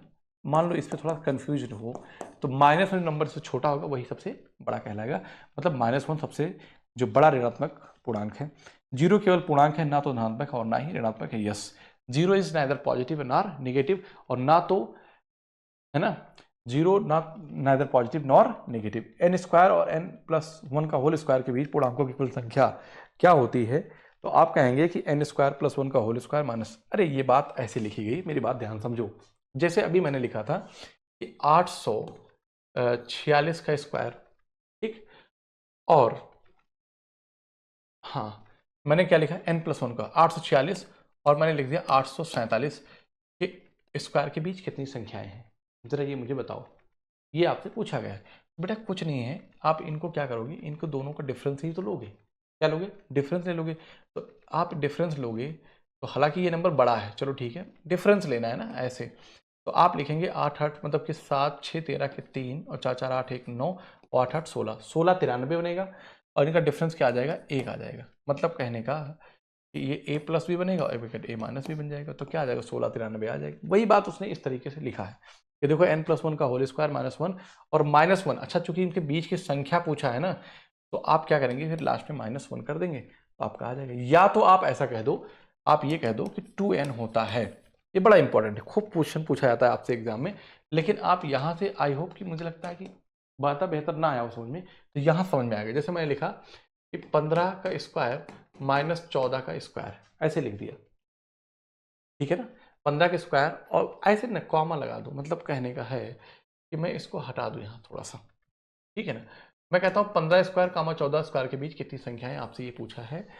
तो आप n क्या है? n की वैल्यू यहाँ पे बेटा जो छोटा नंबर वो होगा। तो आप ये बता दीजिए कि n और जो भी आएगा वो 2n आ जाएगा। तो आप, मैं समझाता हूँ, तो 2 गुणे क्या हो जाएगा? 14। इसका मतलब 28 संख्याएं इनके बीच में। करके देख लो। 15 15 में कितना हो जाएगा? 225। 225 और 14 14 में कितना होता है? 196, ठीक है। इनके बीच में 4 इधर और 25 4 29, 25 4 29, ठीक है ना।